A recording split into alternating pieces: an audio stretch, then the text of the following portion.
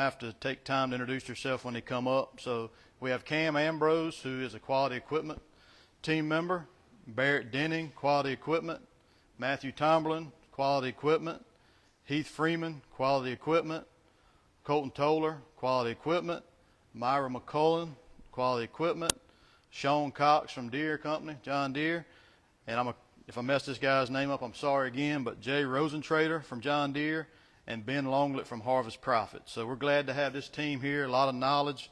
I think we can get anything answered today we need to. If not, we'll take it and come back to you with an answer. So again, thank you for attendance, and we're going to kick things off with Cam and dive right into Op Center. So.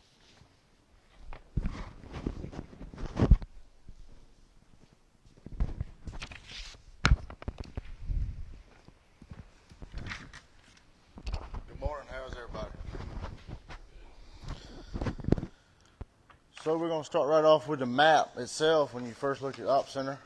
Looking at the fields tab right over on the other side. Right here you see you can search for all your fields that you've got logged into Operations Center on this tab right here. You know, whether you're trying to find one in particular, you ain't got to scroll all the way down and look for it or whatnot. Right here is your rainfall. You see right here, you can toggle that down and see what area. See since midnight, yesterday, what have you. You can search for it right here. Also, just type in all your names and stuff like that.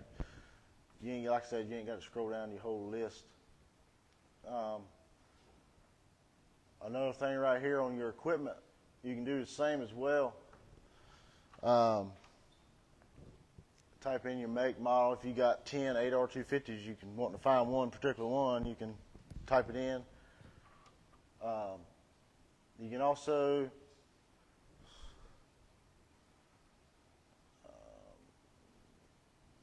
see what you have as your assets on this.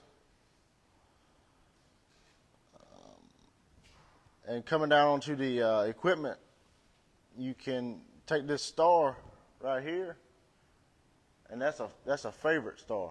So if you got a couple tractors that's your favorite one and you want to keep an eye on them all the time, whatnot, you can click that star right there and it's going to bring them to the top of the list, and they're going to stay there.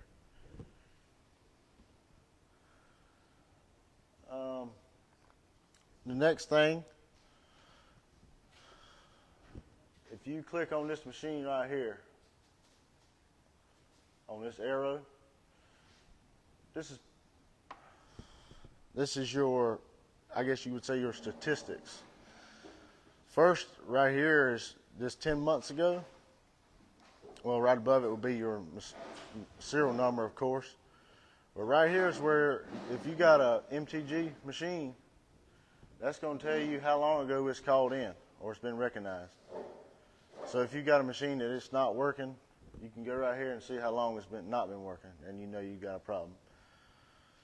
Right here underneath that, it's going to be your hours, your def, your fuel, stuff like that.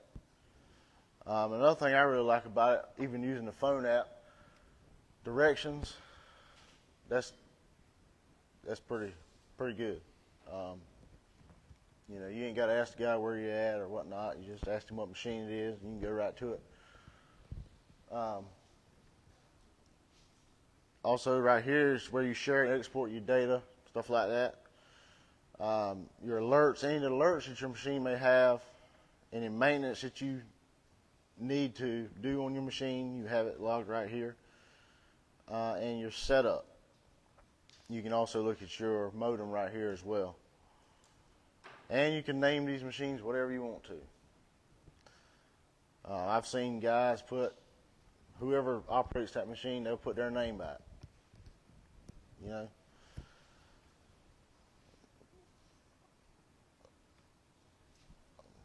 Going over to the map itself, you see these down at the bottom, you saw those dots.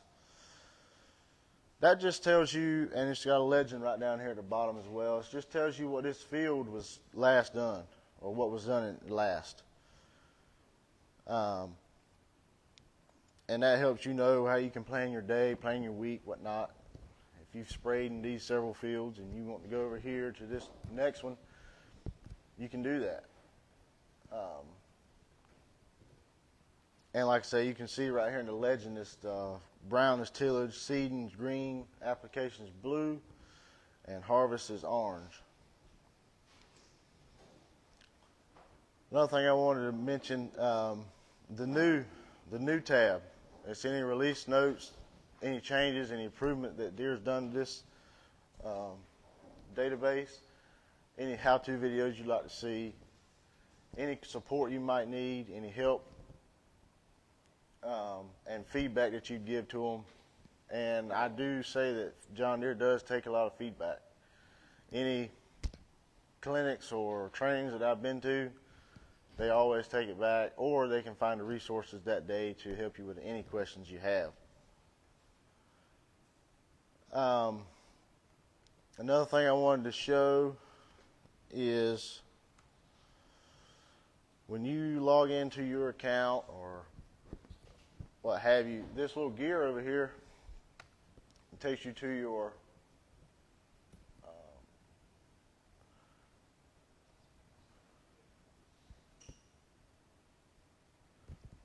so right here it brings up the first, of course, first page is your organization name and some of your stuff you've made. Another one thing I wanted to cover is the feature enablement. If you're running AutoPath, anybody running AutoPath? And a new thing that they have just come out with also is the idle reasons. But the AutoPath, if it's not working properly and you don't know why, a lot of times it's because this is not enabled. It must be enabled on Operations Center for it to work. And a new thing right here, the idle reasons. So they've put this on here, and there's a toggle. If that machine is idling for 20, 30 minutes, you can set your Operations Center to pop up on your machine's screen, and that operator can tell you why he was idling. If you have any questions about it, you know, and it'll send it back. And if he doesn't do it, that's a conversation between you. You know, say he's sitting down there in the end of a field, he might be sitting back looking TikTok. You never know. And if you don't put anything in there, well, that's a question for you and him, and y'all can have that discussion later.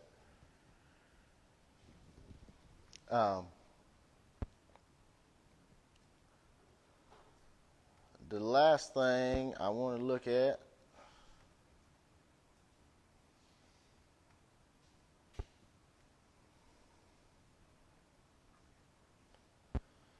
is over on the side. A lot of it's pretty explanatory. You know, you got your zoom. You know, you can see the whole world. You can zoom in and out right here at plus and minus. You can change this to a regular map, and then you got your satellite. Any of your map settings that you want to put on there. If you want to see what you want to see on this. And then the last thing is the ruler, which I've used it some for seeing how far a field is from another field, stuff like that, how many miles and things. Another thing is RDA, and you can RDA. I mentioned it right here. It will have an RDA tab right here as well. Anybody use RDA? It's one of my favorite things to do. What is RDA? Remote display access. Okay, yeah. I've used it with you. Say I'm 2 hours down or up north, and I got a guy down south 2 hours away, and I can't exactly get to him right there. Now, this is a good tool to use, and I've used it several times. You know, and I've helped with problems. Sometimes you can't exactly help it; you got to go to touch it, and we get it figured out. But it's a great tool, and I really enjoy it. I would recommend using it if you can. And that is all I have. I'm going to turn it over to Barrett and Myra. Ask you a question. Mm-hmm. What does tags? What is tags? Tags. Yeah, right there. So I make type all the tags. What's the tag? Oh, right here. That's your favorites and anything with that. Yeah, it ain't. Sorry, I didn't mention that.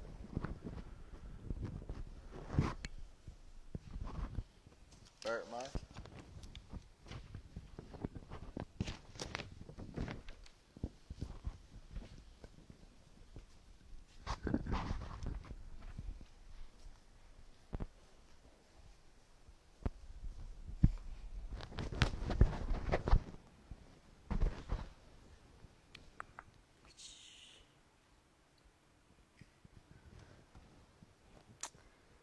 So we're going to go over data sync.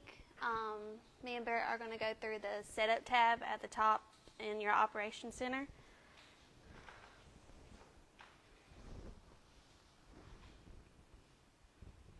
I got to go to QE.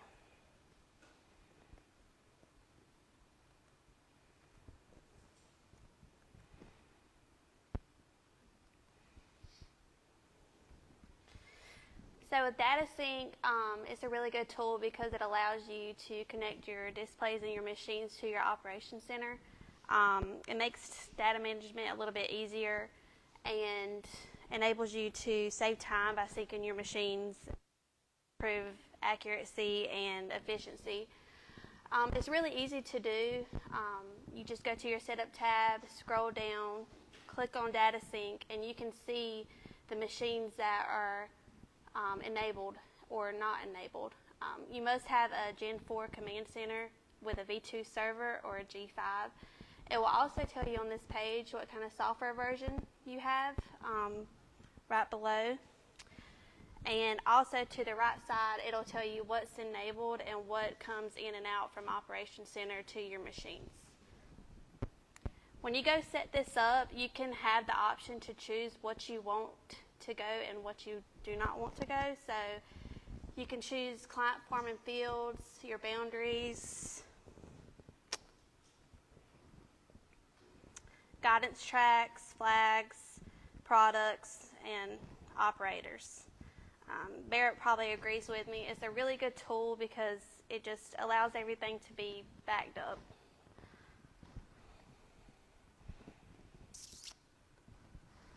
If you're sharing lines, or the easiest way to share lines is data sync. If you want to, I guess if everything's matching on your op center, which is a crucial key part to it, and you turn data sync on between those two, it doesn't matter if that planter's 40 miles away. If you've got something that follows it, as soon as he makes B, it populates into other tractors. And with the processors, you also need to have at least a 4G modem, a JD-Link active subscription, and again, the software versions need to be up to date as well for it to work like it needs to.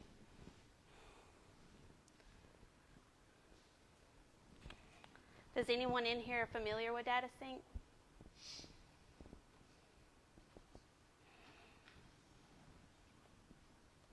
If you hadn't used it yet, it's definitely worth your time.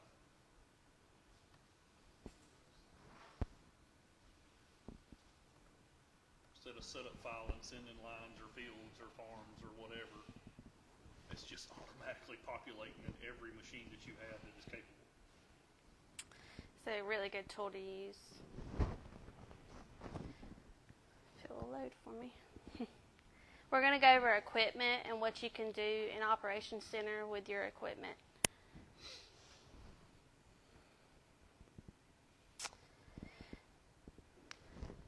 So with equipment, this is where you can go in and add your equipment or put in transfers. So if you purchased a used equipment and you want it put into your Operations Center, you can search it in the search bar and do a global search and ask for it to be transferred from whoever owned it previously into your organization. And they will get a notification in their email to approve that for you, or we can help with that as well, to approve that transfer for you when you purchase that new piece of equipment, so it's in your organization. Yeah, your serial number to your machine. You'll just type it in and ask for it to be transferred over to your org. You just give us a call. It's easy for us because we have the backdoor way of doing it. Yeah. Just give us a call and move it. On this page, you can also see your implements and your devices. So you can see your displays, the serial numbers to them, the software versions. On your machines, you can click on them, and on the right-hand side, it can give you the information. And also, right here, it will tell you if there's an MTG paired to this piece of equipment and what type of MTG, a 4G or a 3G. So that's another thing we can help you with, is we can let you know if you need to upgrade that modem or not. It'll also give you the status on that machine when it was last called in from that MTG. And like Cam talked about, our remote display access, this is where we can go in and RDA with you as well. It gives characteristics on your machines as well. And again, the pairings with your modem. Equipment page is a really good tool, just it gives general information on what you have in your organization.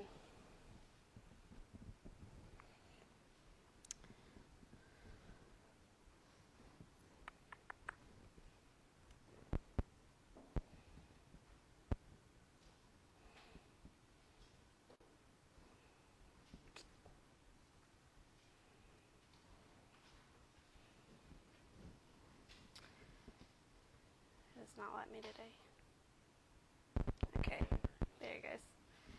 Okay, I'm going to go over Setup File Creator. This is another popular tool in Operations Center. This is where you go in and you create your files that you would like to send to your displays. You can choose, it'll walk you through 6 steps. You can choose your display type, you can create a new one, or you can create from an existing setup file in your organization. Again, it's going to walk you through if you want to choose your land. You can filter your land items and variety locators. Then you can go and choose your equipment, and if your machine has an active JD Link subscription and an upgraded 4G modem, it can automatically send to that machine, and if it doesn't, at the end, this file will save in your Files tab in your Operations Center, so you can download it, save it to a USB drive, and then go in and put it into your display. This is where you can go and create a setup file, and at the end it's going to give you a summary of everything you have saved for your machine that you want to send over.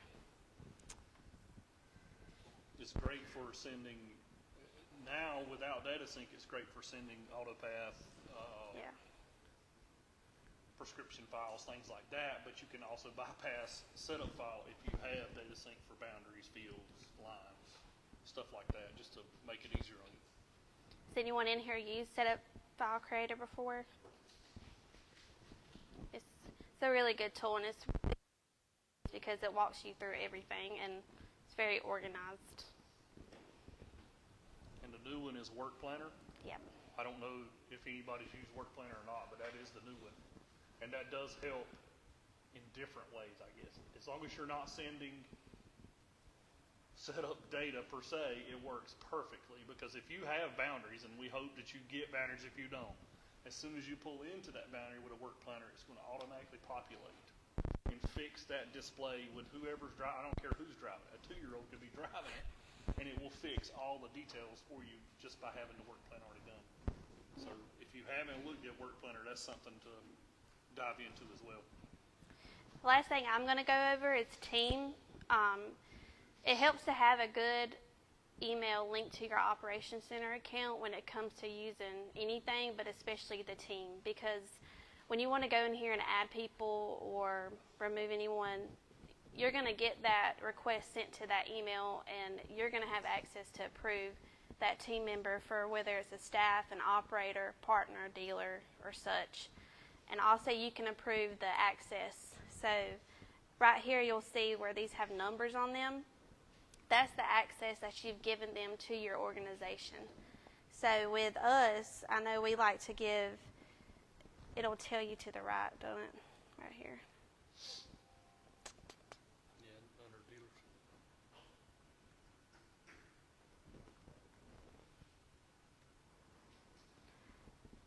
So it tells us right here the access that's granted to us. With equipment, you can drop it down and you can view your access levels and you can show your details and what comes with the granted level that you've offered that partner. So with us, we like to be able to see your equipment, edit it and manage it and RDA into it. So you can go through there and choose the access level that matches to that for us. You can go through and give us access to your organization management so we can view your staff and operators and help you with adding team members and giving you access to individuals you might want. Location, we can help view your location, your products, help you manage your data and production. And work, we can help you and help you with that. And with financial, just don't mess with that. But everything else you can go through there and you can choose the access levels you want us to have or other people in your operation to have granted to help you in your organization.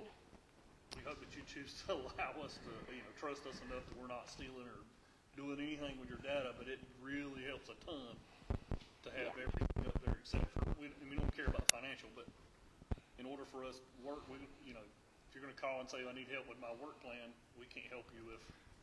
Yeah, so you've seen I've switched back and forth because I don't have access on the other organization that I've been talking about. So that's kind of what happens is when we go and help you, it'll say forbidden, and I can't help you. So you have to give me a little bit more access just to maybe RDA into your machine. So that's where you can go through and you can read through the access levels and what you want to offer us to help you out. So, anybody have any questions? Yes, sir. Our boundaries have moved throughout the years. How do you adjust them back to where you need to be? So there's really no adjusting. What I would suggest do now is that I don't know if you own a 7,000 receiver, but now that we've gone to the 7,000 receiver, we're going to SFRTK versus radio. Deere is saying that we're way past 10 years now that these lines are going to sit still, and it's going to be a lot longer than that, I'm sure. But Deere wants to guarantee 10 years. But if you, I know you don't want to redo them, but the best possible way is to by far redo them with SFRTK because that line's not going to move. It's going to allow you for autonomy. I ain't saying you're going to buy an autonomous one, but it's going to allow for that. And it also allows for the new technologies coming like the new AutoPath, which is you're going to see today and is excellent and would save you so much time and headache. So if you redo them under SFRTK, everything's going to be 10 times better. It might not be what you want to do, but there is no way to really move them to something else per se. You can't really convert them. It's just we don't really have that possibility, I guess. Yeah, they shifted every few years for some reason. Yeah, over time. Well, the new RTK, you're pretty much guaranteed they're not going to be doing a lot of shifting. So, something to think about, going forward. That's something you want to look at, especially after you see how good AutoPath is. Any other questions? All right, I'm going to turn it over to Barrett. Oh, yeah. Forgot it was on me. All right. And I'm going to finish off our setup section here. So first we're going to go to connections. And I'm going to switch back to the other one myself.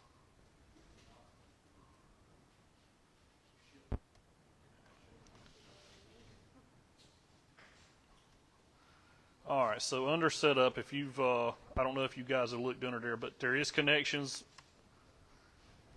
And one of the best things about connections is if you haven't looked in there, there are hundreds of connections that Deere is allowing other companies to connect to. Via Harvest Profit is one of them. You can look in there and see Harvest Profit, but there is a list of all kinds that may be able to help you.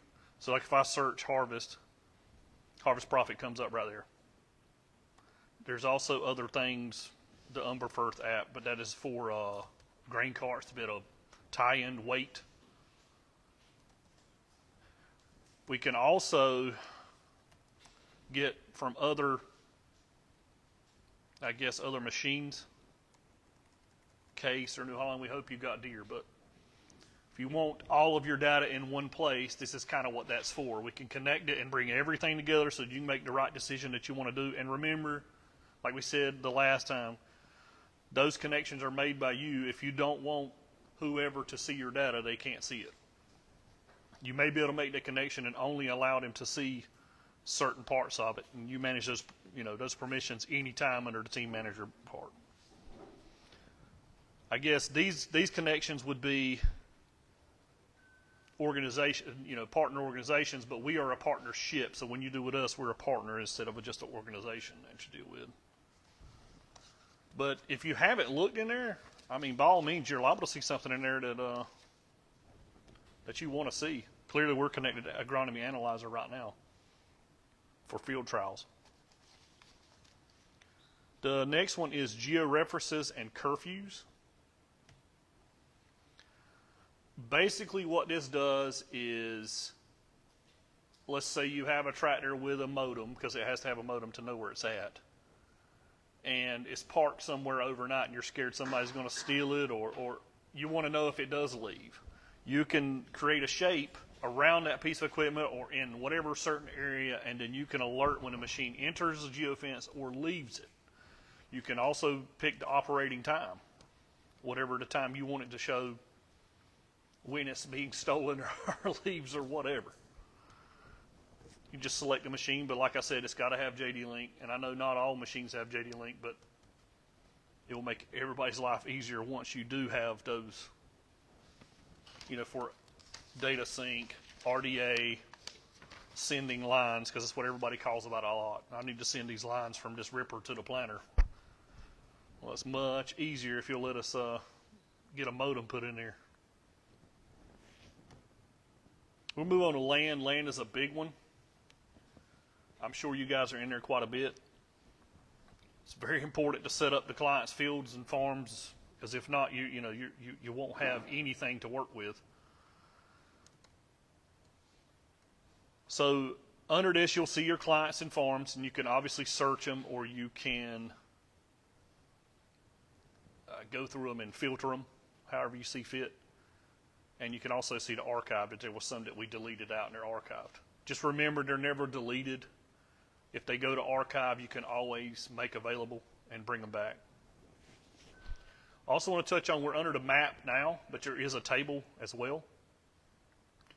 I find a table works really good when I'm looking at specific guidance line, or somebody tells me my guidance lines are gone, and I can look in the field and see, no, you have 5 guidance lines or 2 boundaries. Also under that, we have the fields, and it lists every single field that you have. That's very important as well. And then the boundaries, which we hope everybody jumps on the bandwagon, because it's going to make your life 10 times easier with boundaries. Just for using work planner or setup file, that when you pull in, you know that whoever it is that pulls into that farm or field is automatically going to populate the data that you need to know, that's going to come back to you. Your guidance lines are all populated in there, and so are your flags. And if you want to add something while you're in here, you just click Add, and it allows you to add whichever piece you want to add. Fields, flags, boundaries, tracks, right? Now you can't add AB curve, but you can add circle track, straight track, and you just let it know what field you want to be associated with and what your track spacing is. Most people, I guess, don't add those lines, but you can if you want somebody certainly to go with it. You'll want somebody to go with that. Yes, sir. I got a question. So, on some of our farms, we have a bunch of boundaries within one track, so it's got ditches running everywhere. How do I create that into one field, just one big field, without going back and redoing all my boundaries? Okay, so you can take there's a way to combine these fields. I have to remember how to do it, but there's a way to combine these fields. If we pick a boundary, you remember where that's at? I'll have to find it for you now.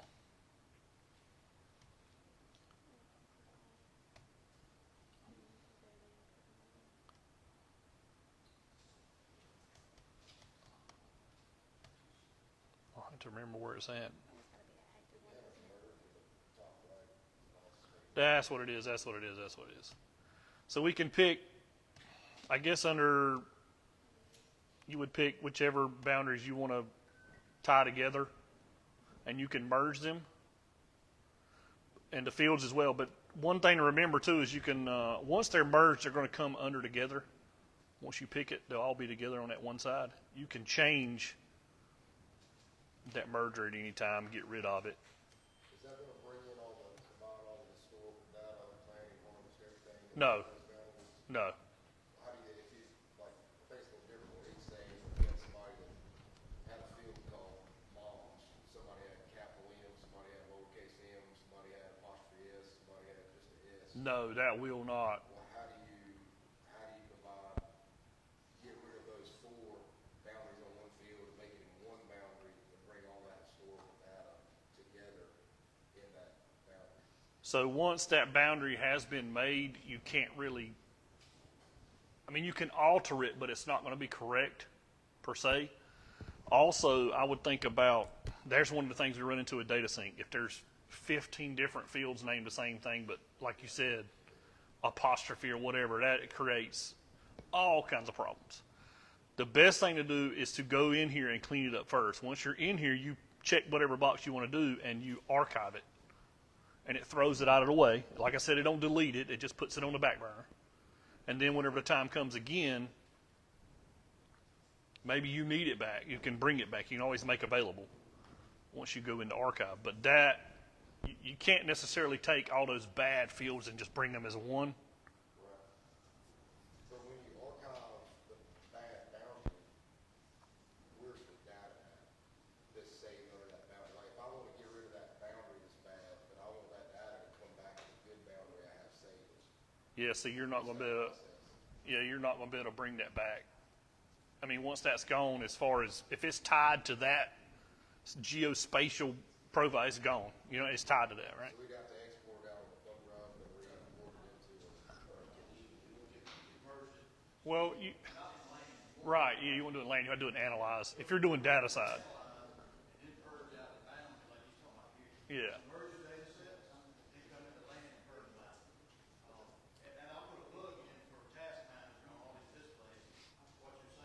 Oh, yeah.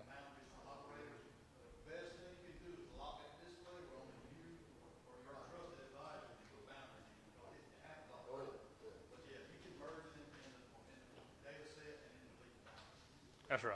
You have to go to analyze and fix that problem. But like I said, you got to come back here and fix this issue, get rid of this. And then I guess you're having to start back over. We don't want you to necessarily start over, but that is one of the issues with data sync. If you've got 15 different fields, it just creates massive amounts of chaos. Yes, completely. Can I throw out one workaround? Because I didn't play with or understand merge. I created brand new boundaries when I wanted multiple fields in the same, so 130 acres broken in 5 fields. I did one mouse click boundary all around the whole thing. And then every ditch, I would create an interior boundary for it. It was the whole farm was one field. And all the multiple guidelines I brought in created into that. Yeah, you could definitely do that, yeah. It was a lot of work on the computer, but when I got in the field, it worked great. So, It would save time on spraying. yeah. Yeah. And that's exactly why I did it. Old people run both trucks. Yeah. The only issue you're going to have is if that boundary's not driven, you can't use some of the cool things or some of the good things, I guess, like boundary track. If you never use boundary track and you've got a good boundary, by all means do it because it's amazing.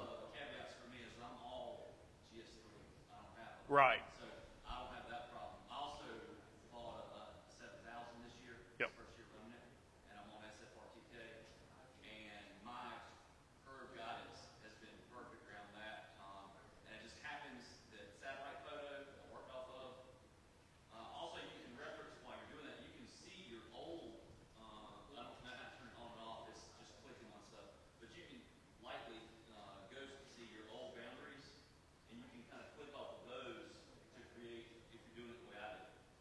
Oh yeah, for sure.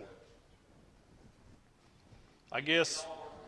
Probably better than it's supposed to. Maybe I'm slow. Yeah. I mean, it depends on what you're looking to get out of it, I guess.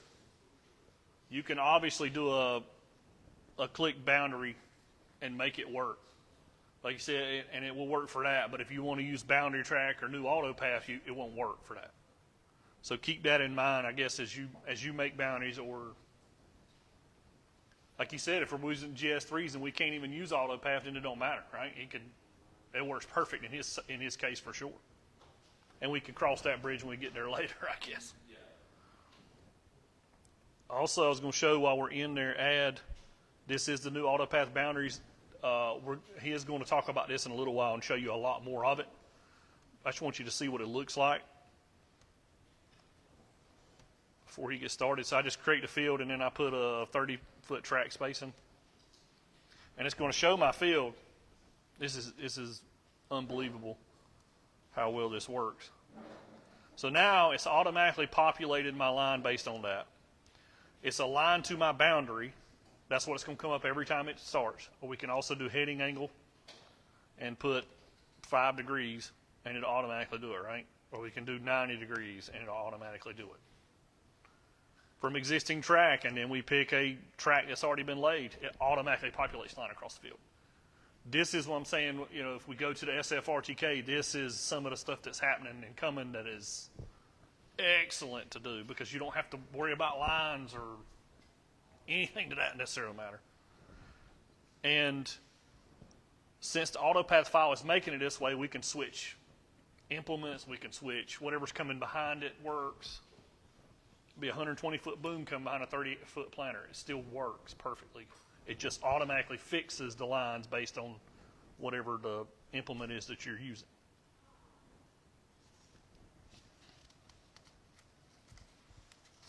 But he's going to talk about more of that later, and he'll show you how all that looks and works. And it's really awesome if y'all want to something to look at for sure. The next one is licenses. There's not much here. The only thing that's really under licenses would be for nutrients or Helena's or something of that nature. And it's basically Operations Center Pro Dispatch, where you can see where the water tankers are, or their fertilizer trucks that are coming to these spreaders, stuff like that. So that's really the only license we have now. There will be see and spray licenses, stuff like that, coming to that soon. But for now, there's nothing really in it. And they don't even want to pull it up for me. But there's nothing to see, I guess, anyway. You can't. There's no licenses but that one. So lastly is products, and I'm sure a lot of you are using products now. We can have, obviously, varieties, chemicals, fertilizers, tank mixes, dry blends, the whole deal. But I will stress that if you're going to use these, you're much better off to come in here now in the computer when it's raining or whatever and fix them all. Put them all in here. Just have them entered in here. Because it's so much easier to do. Stephen's going to show how to do a plan setup file later that incorporates the same stuff. But you're much better off to go ahead and put all these in here now. And the cool thing is, if you don't know if you don't have that chemical in there, right, you just look it up. Where's it at? Well, under add, we add a product. All we do is search for it. I mean, it pulls right up for whatever we want to do. Same way with a lot of the varieties too.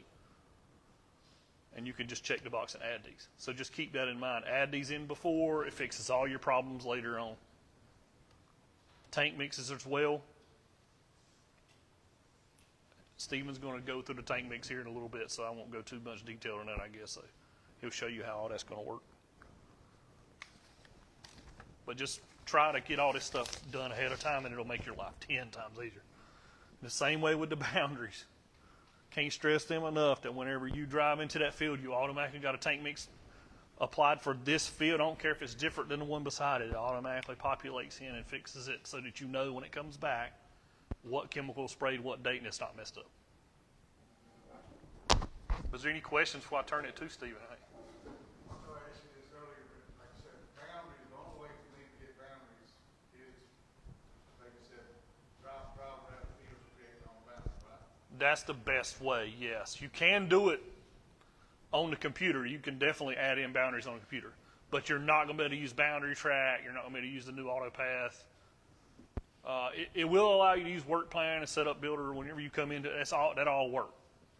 But it will not allow you to do the newer stuff that's, because the boundary track, I don't know if anybody's used boundary track, but it is. I've used it, but I've created my own with the sprayer. Yeah. It's nice, but sometimes if you don't, not paying attention to it, if you don't do it right, you're going all of a sudden she shoots. Yeah, there's I will say that if you're making the boundary and you come to that corner, don't round that corner. Hit pause, start back going the opposite direction, hit resume and let it pop back to you, because let it make that 90, because if it don't, like you said, when you come to the end, they don't care if you're planting, you're going to go that direction. You think you're going left and you turn it. Correct. So there's an art to making the boundary too, but driven boundaries are by far better than the other ones. So making a boundary with the computer doesn't work as good. That's how I plan all mine. So it works for work planner, setup file creator, stuff like that. It works for that perfect. It's going to tie everything to that boundary. But if you go to use boundary track on it, just because Google files are definitely not going to match up to what it actually is on the ground, it's not going to allow you to have good inrows or anything to that nature. You're driving the boundary, you're getting actual data points. Yes, you are directly where you're at. And once you've done that, like I said, the AutoPath will populate itself, or you can hit boundary track and it automatically populates your outer inrows based on that boundary. It can also populate across the field. So there's a lot of different things you can do based on that.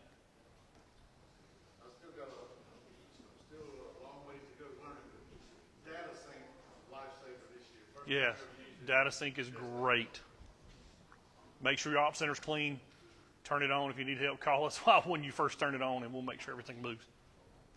The problem is I did lose a bunch of stuff. Yes, if it's not quite right and you're not extremely clean on the op center to archive some stuff, then call us. Like I said, we'll help you make it available and fix it back. I had to go in, Cameron showed me that one by one had to go and Yeah. put it back on. That took a long time. Anything else y'all got? All right, Steven. It's all you.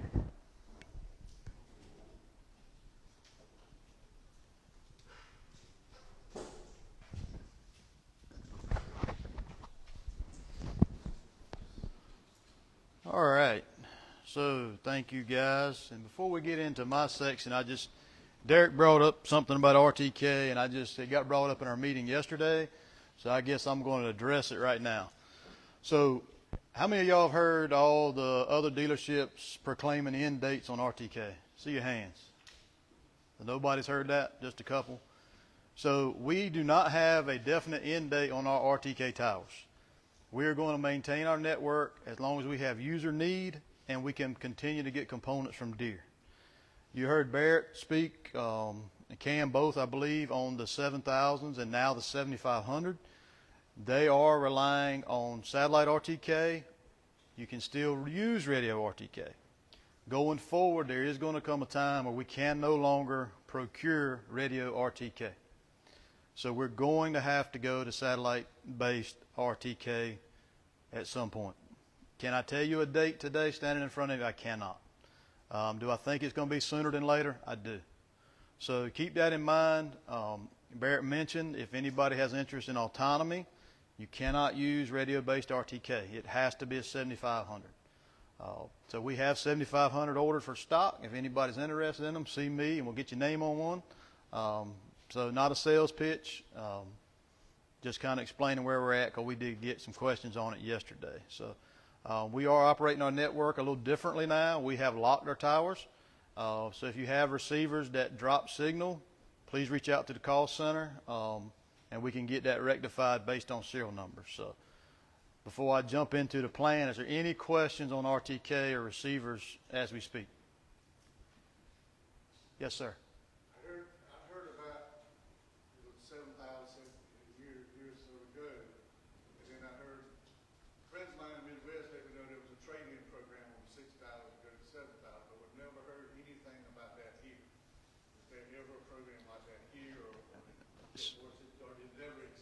It never existed from Deere. We have always and still do have aggressive trade-in program. We'll trade stuff in right now.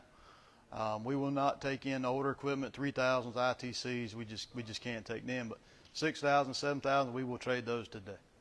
So like we traded a bunch of tractors this year, and I pleaded with my boss about when we traded them in to get the new 7000. They only got one, which came on the sprayer. Right. I've got 3, 4, 6000 that we could have upgraded but didn't trade.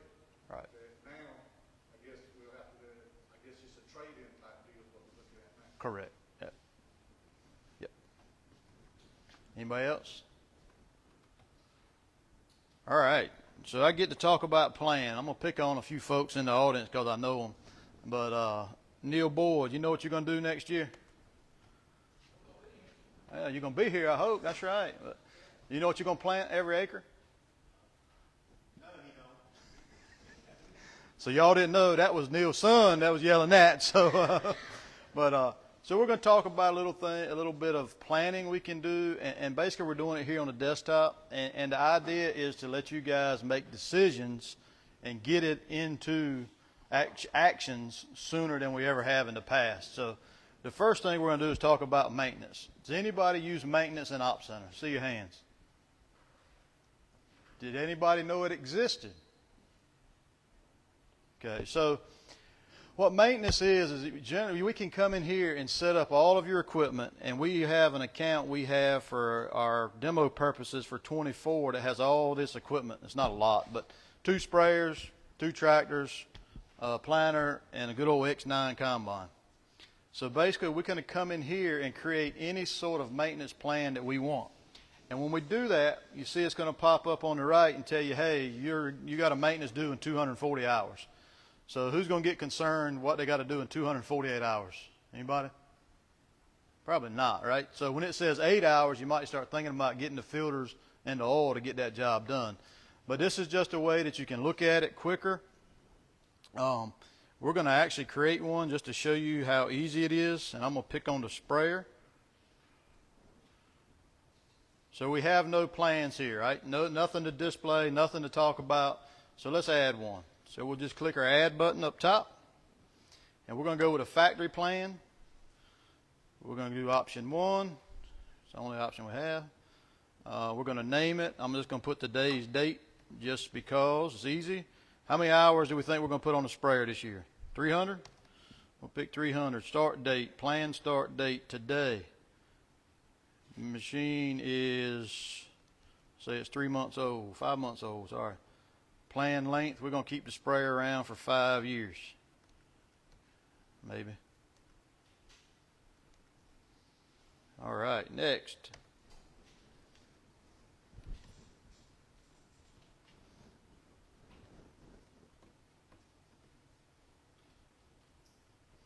I may have broke the internet. All right, so there's everything it's telling you got to do. So we're going to hit enroll.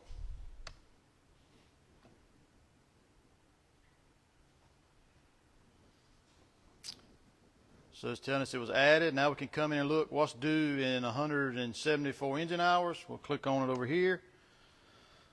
It tells us that we need, scroll down here. That's everything needs to be done. Cabin air filter, front axle toe in, right on down the line. And when you do it, you can hit the check here. If you don't want to do it, you hit that X symbol. Coming down further, what's it showing us here? Anybody see that on the right? Every part number you need to do that service. So how many of y'all have drove to the dealership, whether it's 10 minutes or whether it's an hour and a half, and got the wrong parts? A few hands going up. Yeah, so if you're in here, your serial number's right. So Will it update filter numbers for change up? it will. We did address that yesterday as well. It will not sub back. So if you order filters for the year in January and they change in March, it's going to update here, but it may not. It can't be a reference from your old. Correct. Yep. Good question. So pretty neat here, guys. Not a lot to talk about.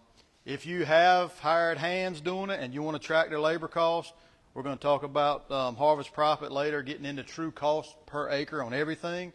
So we actually can put it in here, tell you how much cost you're going to have in that service from your guys doing it. And naturally, if you have the dealership do it, you'd have a number to put in there as well. Any questions on maintenance? Yes, sir.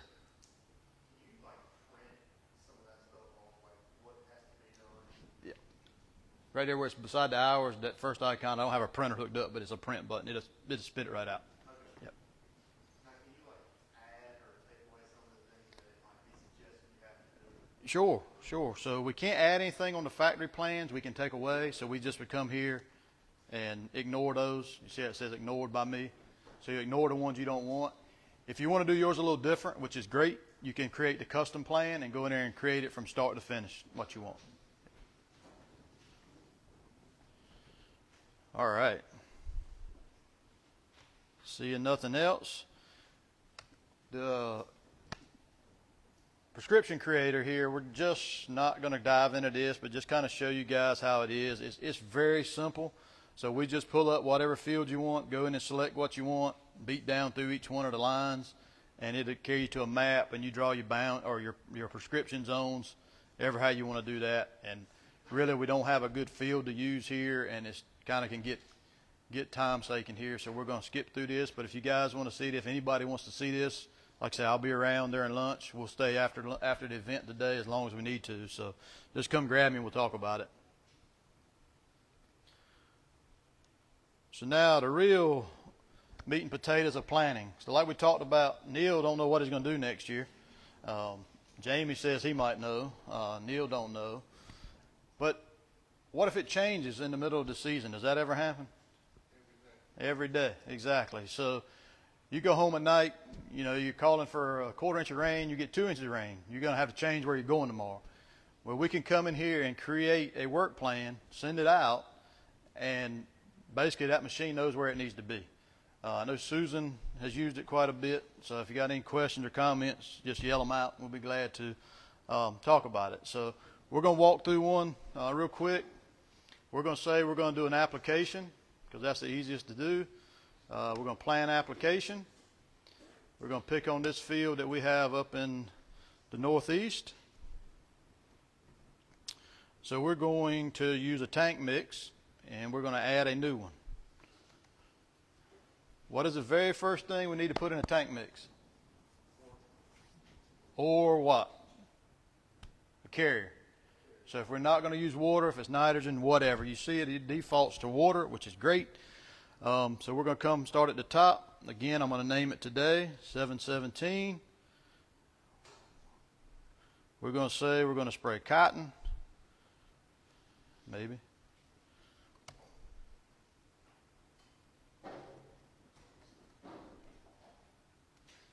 And we want a total of 15 gallons to the acre. So does that mean we're going to spray 15 gallons of water? Probably not. So, and that's what's neat about this, it will show us. So right now you see at the bottom, we're putting out 15 gallon application rate. We got a 1,200 gallon tank. So we need to put 1,200 gallons of water in there. We're going to go spray straight water. Pretty simple. So now let's add some products. So let's go with Primo Max, and we'll save that. How much Primo Max we want to put? We're going to go to fluid ounces, and let's say we're going to put 21 fluid ounces. You see what it immediately did to our right-hand chart? So now we're putting 14.8 gallons of water, 21 ounces of Primo, and we don't need but 1,186.8 gallons of water. So basically, this is calculating your tank mix for you. Takes a little bit of variability out, a little bit of confusion out. So pretty neat to do here. So let's add another product because most time we don't add just one. And I'm going to put Fiber Master in it. And let's say we're going to put same thing, fluid ounces, maybe. And I'm going to put 32 ounces of that. So again, it calculates what we need as far as water, how much product we need. We need 20 gallons of Fiber Master, and we need 13 gallons of Primo. Simple enough? What's the input by amount? Input by amount. Where are you seeing that? Oh, yeah, we can just change it over. Just put it here. You put out your volume here. Yep. Any question on tank mixes? How to create that? All right, so we're going to save the tank mix. Brings us back to our map. We're going to drop down, and we should have our tank mix now. 717. We're good. Everything looks good. See, we don't have auto path available because we haven't seeded that, and we don't have boundaries yet for that to work in that field. So we don't have auto path option, but if we want to use our plant AB line, sure, we want to send a guidance line. That way he's going to spray the same way we planted. All right, what machine are we going to send it to? We're going to say our demo 410. You just select that. Don't worry about the implement on this. You can put an operator in there if you need it.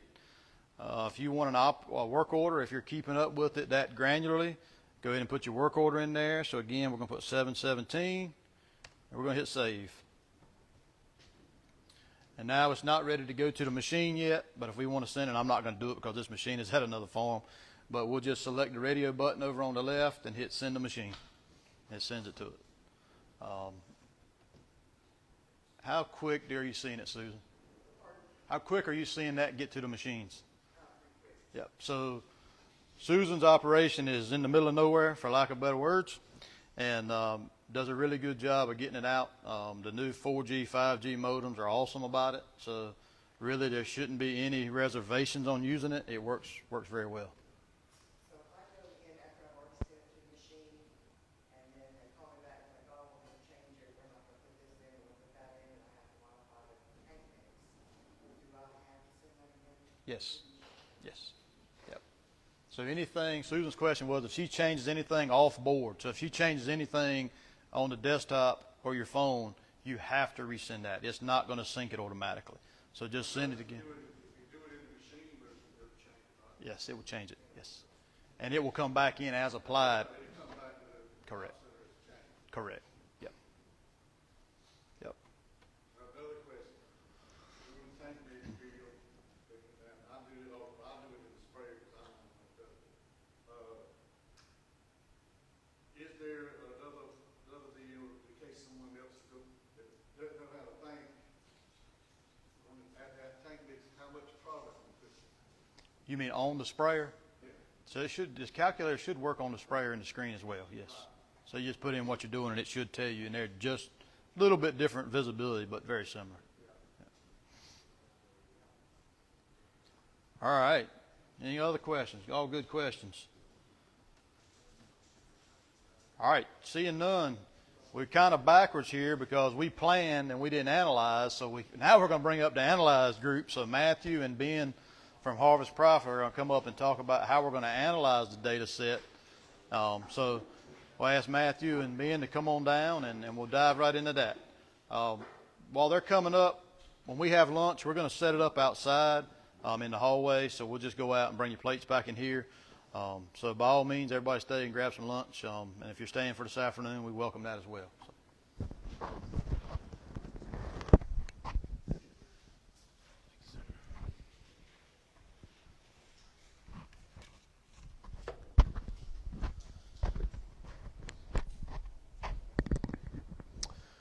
Okay, thank you, Stephen.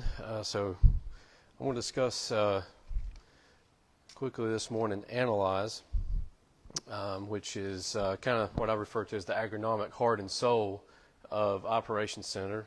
Basically, we can look back and see what we did, when we did it, how well, who did it, which machine. So we can access, analyze, as well as plan what Stephen was talking about in Op Center Mobile, which most of us probably spend more time on here than we do on a laptop. If I have time, I'll try to display some of that, but the functionality is very, very similar between the mobile app and the web. Okay, so when we drop our analyze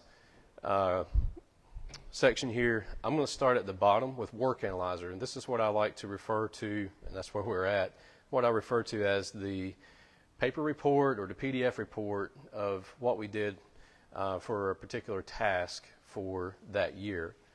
So in this account that we're on, if it'll play nice for me here, what you want to do first is filter by the task and then the season.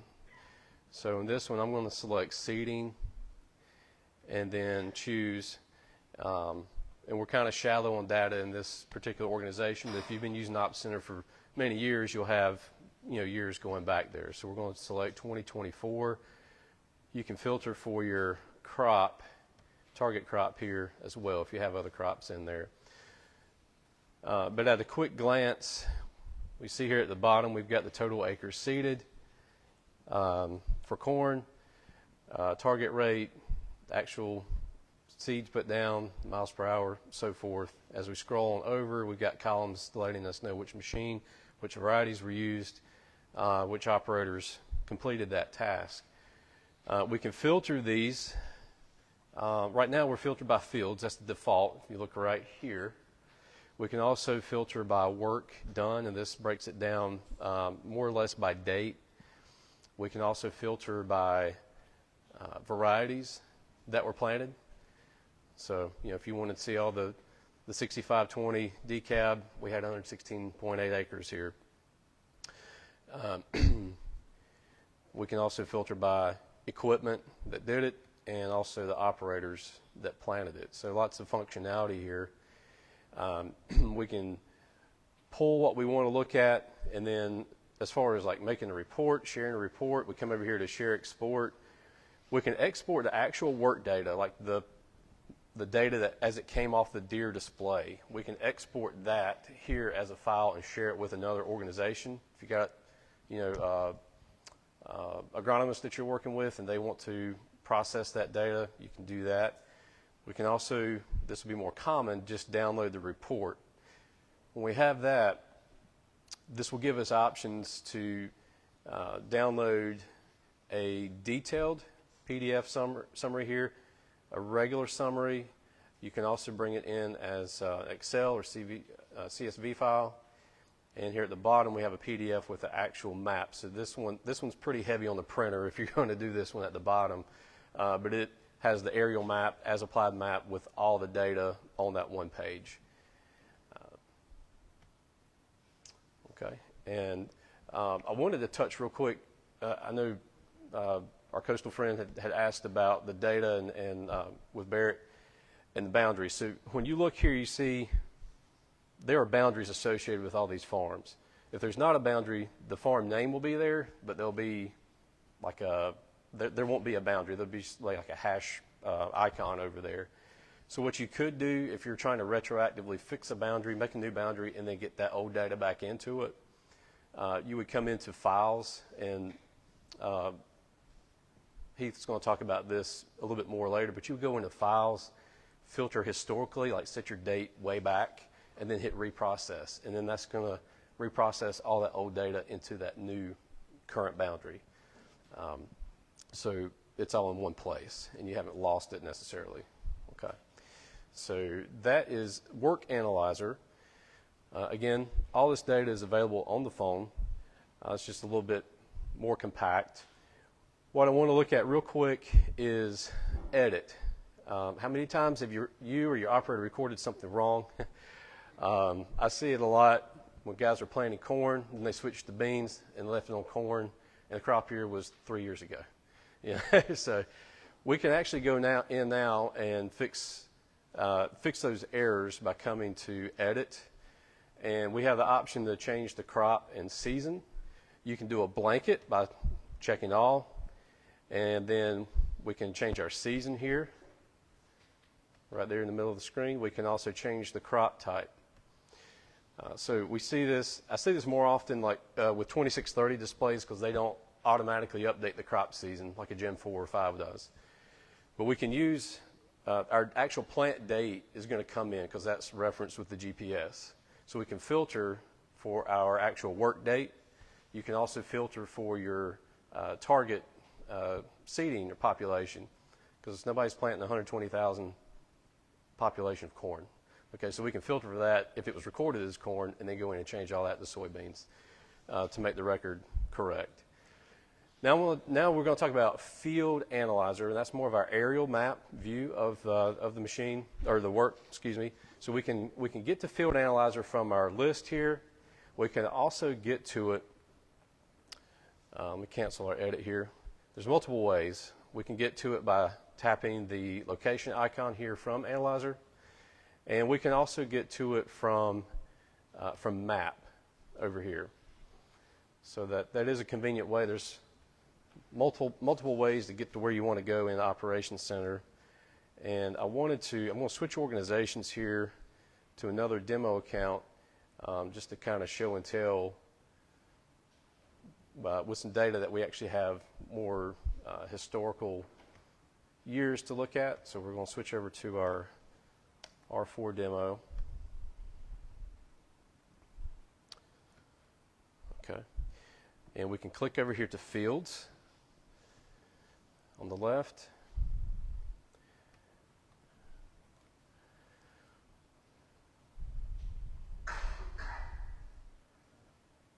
And while this is loading, I will mention with Analyze, Operations Center plays nice with over 30 competitive displays, data from those displays. So if you're running Raven, Ag Leader, CNH displays, Trimble, there's a good chance we can take that data in to Operations Center through Data Manager, and it'll populate there in your screen. I've got guys that use Precision Planting 2020 displays. We're bringing that in as well. So it's very convenient to have all that in one place. How about driven boundaries, like from another display? Is that one? Yep. Will that function? Yes, if it's if it's a shape file like a .shp, you can drop that into the files area here that Heath will talk about here in a little bit.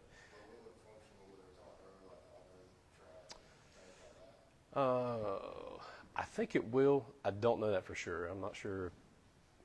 Stephen's still in here at the moment. I know it'll work for location purposes, field ID, but as far as the technology in the machine, we'll have to find that out for you. Sorry about that. But.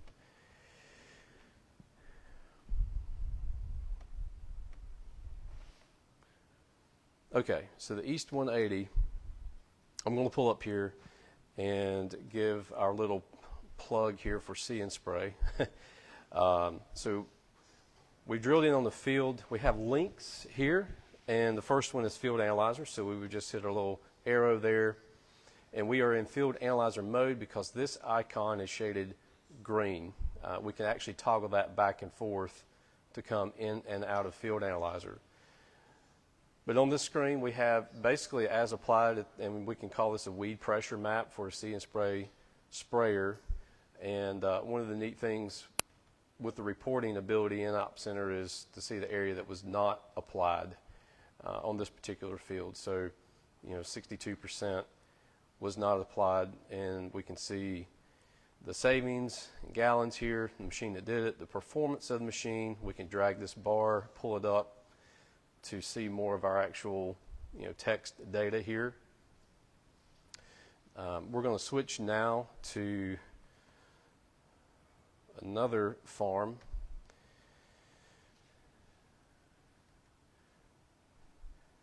And come over to data analysis. Okay, data analysis adds a second layer, or a second layer of the map that we can view. And I did want to point out in Field Analyzer right here, this is the historical work that has been on this farm forever. Okay, so if you want to go back years, 1, 2 years, whatever, and look at different operations that were done on that field.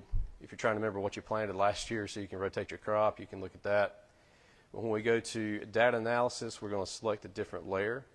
What I really want to draw out here, this is fairly self-explanatory. We can compare, that's two maps side by side, and this is going to be the same field. You can't have two different fields compared side by side. It's going to be the same field with two different operations. Overlay is the same field with the operations overlaid on each other. So if you're looking at a variety map, planting map over a harvest map or tillage, you can do that. The big one I want to look at right now is difference. And so this field has 4 years worth of corn data on it, okay, from 2015 up through 19. So our map on the far left is an average of those 4 years. If we look at our drop down to compare, we can toggle and choose the latest year. Typically that's what you're going to look at, and kind of compare. This last one shows our difference in last year versus the 4-year running total or running average on that farm. So it's a good way. Maybe we need to bump up the fertilizer on this field. Maybe we're getting depleted. Try to identify other issues that may be going on. But that is a unique feature in Field Analyzer. We can also edit in Field Analyzer. Let's see, I'm going to jump back over to our other demo account. So we looked earlier,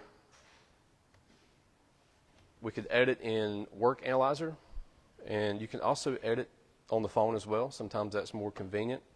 If you're there in the field waiting on the tender truck and you want to clean up some some data, you can do that as well. But we'll just pick on this demo that Stephen had.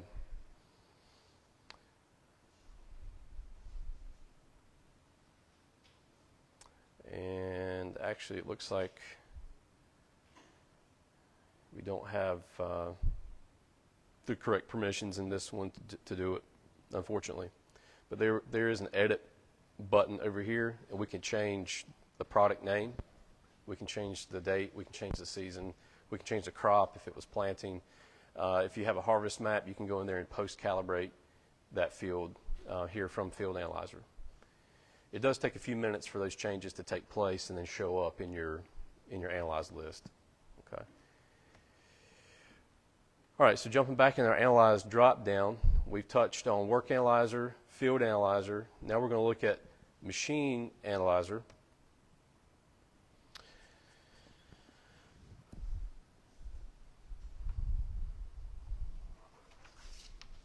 While this is loading, I will mention Analyze is a handy tool, and it's going to be more important going forward. You've heard the term junk in, junk out, and that's what it is. Thankfully, we can edit, we can improve things, fix things in there. But for those of you who are interested in sustainability, and this really isn't part of the conversation today, but if you have interest in carbon credits and going that route, having good, clean data in there is going to be very crucial to capitalizing, using that data to earn the money that you're looking for. Okay, so with Machine Analyzer, we have a drop-down menu here. We can choose different metrics that we want to look at for our machines. Guidance here is the default. We can look at fuel usage. We can look at DEF usage. We can look at idle reasons. Performance is kind of a biggie. And what you see there, this breaks it out by machine. Working time %, transport time, idle. If again, this may be a way to kind of hone in operators, or if you're trying to make a decision, do we need to transport this machine or do we need to put it on a truck and haul it? Sometimes this can actually give you some hard numbers that we want to look at. Do I need to add another machine? Am I putting too many hours on this one? Am I getting hit on the depreciation? So these are ways that you can look at that. So that's Machine Analyzer. Machine Reports basically takes what you see in Analyzer. You can custom create a report to be sent to you daily, weekly, or monthly, and sent to your email. So if there are particular metrics you want to look at, you want to see how many hours were put on this machine this month, idle hours, this week on a particular machine, you can do that. You come over to Add Report. You give it a name. We'll just put something in here, and we can, for instance, we'll just put in engine hours and select how frequently we want that to show up or be emailed to us. And then you choose the time of day and the day of the week that you want that automated email sent to you. So and the format. We can have a Excel, PDF, what have you. You can actually pull down individual machines if you want to see them. So just another way the Ops Center helps automate some of those reporting things so you don't have to remember to do it all the time. Because if we're not thinking about it, we're not looking at it, and we're not able to make improvements, right? So that wraps up my portion here for Analyze. Are there questions from the group here on that? Okay. I'm sorry. Go ahead.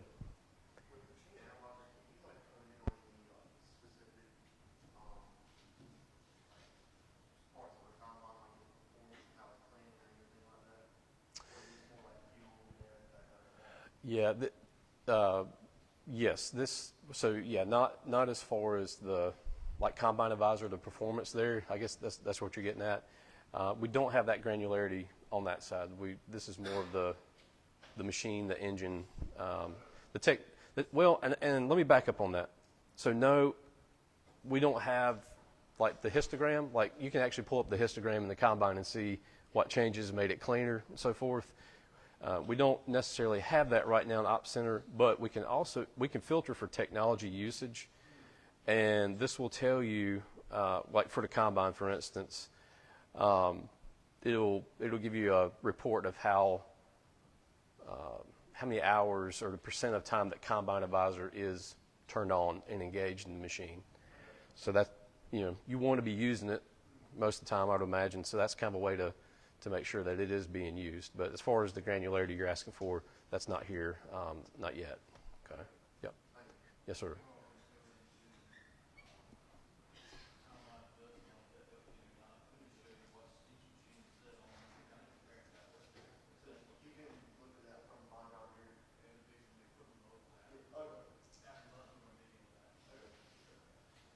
Yep. Okay. Anything else? All right, I'll turn it over to Ben. Thanks for your attention.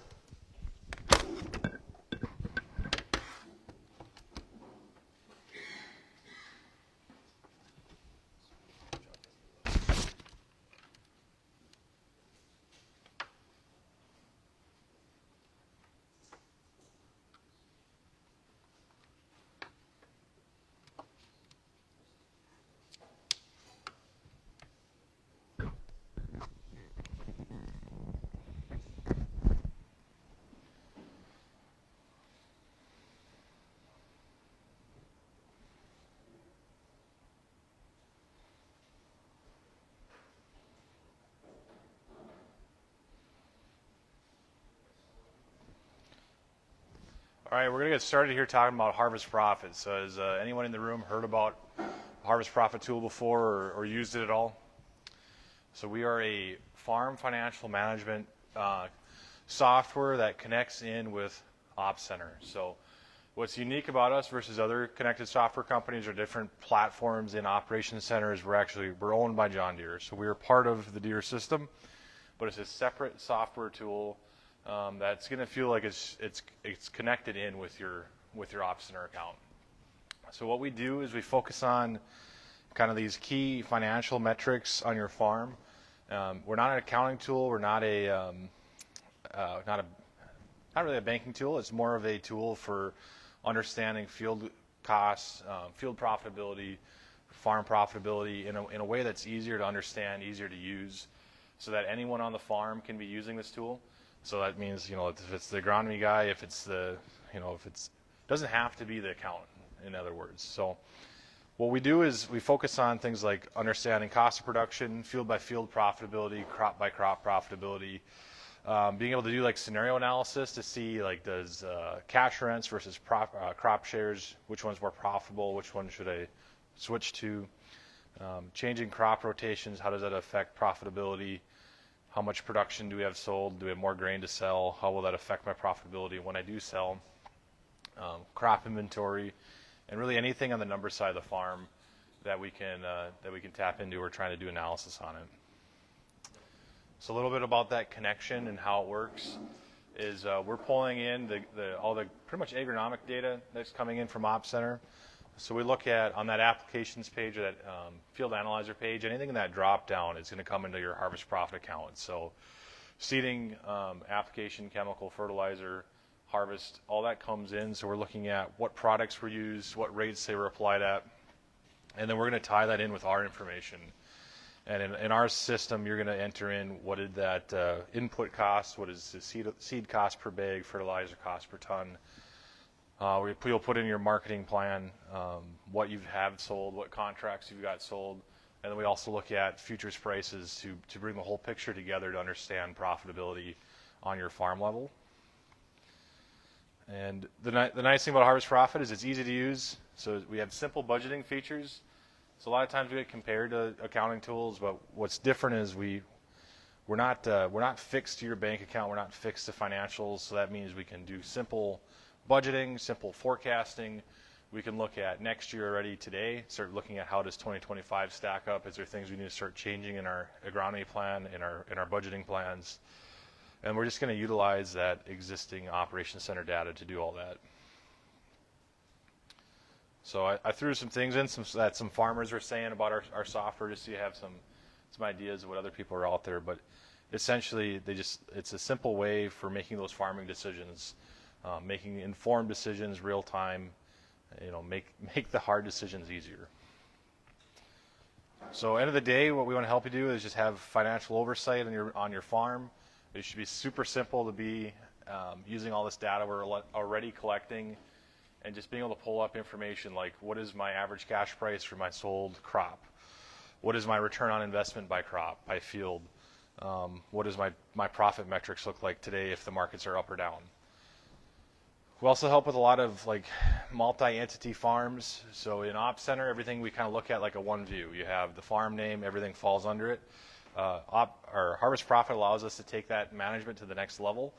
So if there's multiple people involved in that farm or in a field, different operating entities, we track that by each entity. So that means a father and son can be farmed together, and we can split out their financials separately and view the farm as individual entities. And the last thing is just forecasting. So we want to be able to help you with your projections. And we're not always just looking at what happened in the past. We also want to be looking into the future, so we can start pre-planning, adjusting, and marketing in the future to make the farm more profitable. So I always like to throw this in here. This is something we built, something that's been around for a while. This little grain marketing roller coaster photo, and I think a lot of people feel like this today with the way the markets are moving, is riding a little bit of a roller coaster. So our goal is to just help smooth out the highs and the lows, and just make those decision-making processes easier using facts versus emotions. So a little bit more about like our individual features, and I'll jump into the software here. So we do total farm profit and loss, field by field profit and loss, crop by crop profit and loss, grain contract management, machine data integrations, scenario analysis, application templates.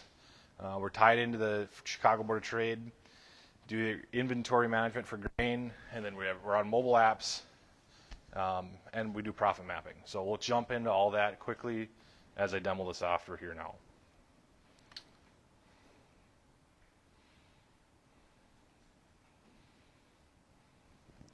So I'm just going to pull up my account here, and we'll kind of run through some numbers, and I'll show you kind of what's going on in this test account. And this page I'm on is our reports page, and this is where our goal is to get to, is to have this working profit and loss reporting page. This is where all the information flows in together. So I'm not going to spend a whole lot of time going over how you get to this. I'll just kind of quickly highlight it. So we have a field and land cost page. That's where your field list goes, your acres, all that comes in from Ops Center.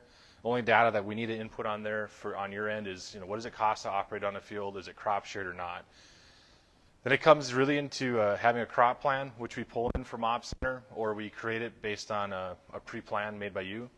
And then it's just really down to inputs and applications. So just to get a little bit into it, inputs, you have applied inputs, those are your products. We're pulling in that products list from Ops Center. We just need to start applying a cost to them.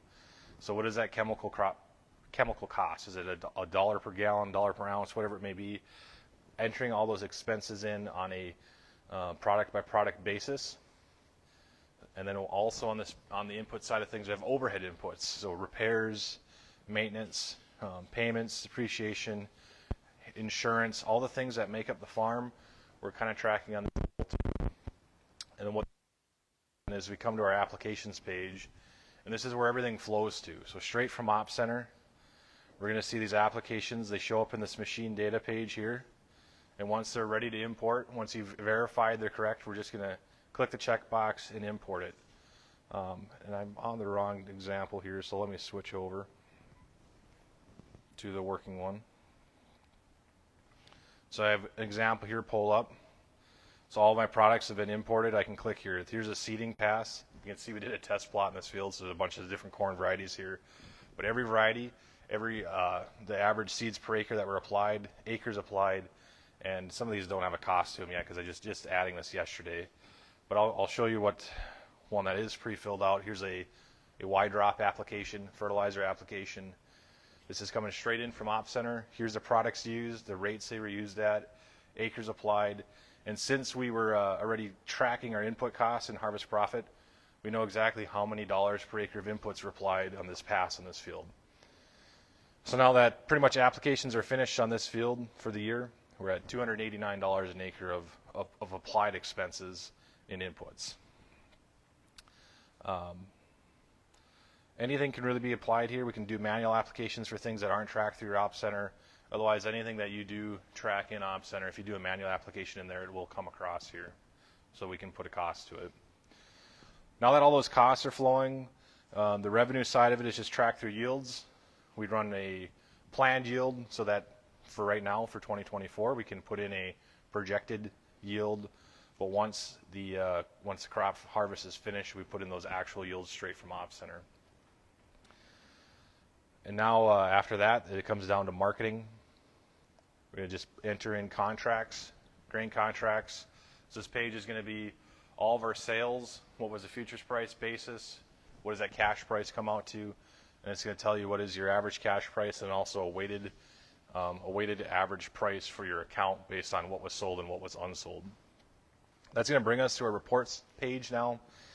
Everything's been filled out, and we have this key information flowing through here now. So the highlighted there is going to be our total profitability. We'll actually have a breakdown by crop, which crops were most profitable, least profitable, profit and loss per acre as well on those crops. And as we go and scroll down, it's going to show us the breakdown of all those expense categories, whether it's repairs, chemical, fertilizer, whatever it is that makes up your farm on a crop level. We can view how it's affecting the profit centers of each of these crops. The next step would be viewing this on a by field level. So in this example, we'll kind of highlight this one field here, this AM02 Northeast. So this is a soybean field, I believe, and it shows we made $7,900 on this field. So that's a little bit of a key piece of information as I get into my profit mapping. We just want to remember that that field was profitable here, looks good across the account. But what we can do is we can see how each field stacks up against each other. Right now I'm viewing this as like total profitability. We can easily switch this to per acre profitability so field sizes aren't skewing that information when we sort this by profitability. Another thing is that by entity. So if there's multiple entities on your farm, now we can see the breakdown of each entity. What does their profit look like? What does their costs, expenses, revenues look like across the farm? Since we're pulling all this data in from Op Center, it does allow us to build profit maps. Profit maps being, actually the as-applied data stacked up against each other with these costs applied to it. So every time we go out, if we make say a fertilizer application and it's variable rated, we're actually looking at how that cost goes up and down across the field. So I'm going to pull up an example here. It's that same field I mentioned earlier, this AM02 Northeast, that had like $8,000 of profitability. And what we want to look into is digging further into the profit information. So as a quick reference, we see that net profitability was $210 per acre. And now I'm starting to look at so I'm just blending this down to make it look a little better. So we're looking at the actual profit, the subfield profitability. So this is taking into account for all of our seeding, chemical, that harvest revenue, all stacking it on top of each other and summarizing that data into nice little pixels and displaying it out for us. But the interesting thing here is even though this field is profitable, we're still going to look at these opportunity acres, this variability information, these metrics that we're calculating off this profit map. And we're going to see that this field actually had 16.6 acres that were unprofitable. So that's 11% of the field was unprofitable. Within those acres, we lost $5,400. And what that means is if we just get this back to break even, we could have gained another $5,400 of profitability, and the total field profitability was only $8,000. So a lot of opportunity with only left within just that 11% of those acres. So what we're doing is we're working with customers to start identifying what we can change in those areas. Sometimes it's not going to be influencing yield. Sometimes it's be just removing costs. So as you can see, we have a little breakdown. So within those red areas, we'd either have to increase yield by 16 bushels an acre or remove expenses by $332 an acre to get back to break even. So might not be realistic to get to break even, but if we could get this down from 5,000 to half, that would add a lot of profitability across our farm. The other thing we're working on is looking at how to use this variable rate technology that maybe we remove inputs from here, but we're going to reposition them into areas that are profitable across the farm. So we can do this analysis on every crop type, every field on your farm, as long as you're connected with Op Center and pulling in that as-applied data to your farm. I will show kind of quickly, too, what it looks like importing that data so you understand how that process goes.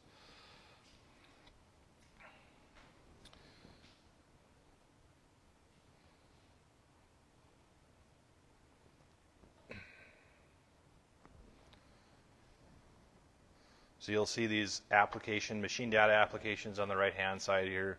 I have a seeding application. I'm just going to click on it and click import, and that's the process. It imports the product, the rate, the acres, and we're already calculating the cost per acre just by one click.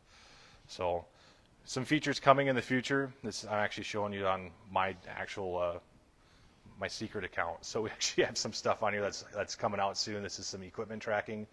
To actually see we're pulling the serial number for this tractor. We are going to have the ability in the future to start looking at what pieces of equipment were used on each operation and tying that back to an equipment cost feature. And see if it shows up here for us. And I can give you a quick example. And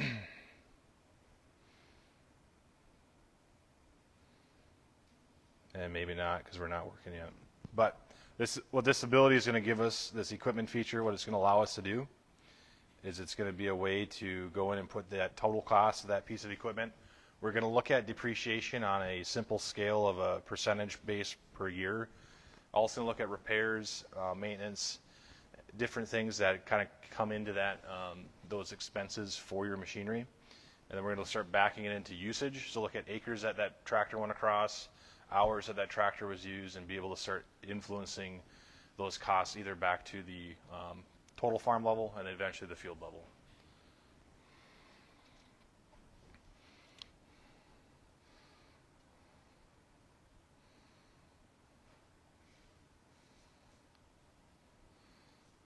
So one thing I like to really point out is a lot of our data stream comes through Op Center, obviously being part of John Deere. So we really push to have that machinery connected on your farm. So every piece of data that we can get into your account, it's going to be an advantage to you. It makes that data entry process simpler, quicker, easier. So it's a little hard to see up there, but you'll notice on my farm there's actually some different color pieces of equipment up there. I like to just kind of throw that out there because we're actually working to implement Op Center modems into everything on our farm and being able to bring all that data into Op Center as one tool. Again, just to highlight that connection, your fields, farms, organizations, they automatically come over. So your account setup's super simple. That as applied data comes over, yields come over, and that's how we can start creating profit maps and doing the equipment analysis. We do work on some mobile apps as well. So just like Op Center, we're web-based, and we have 2 mobile apps. Those mobile apps are just going to allow you to view those profit metrics from your phone. But then also our second mobile app is our Harvest Driver app.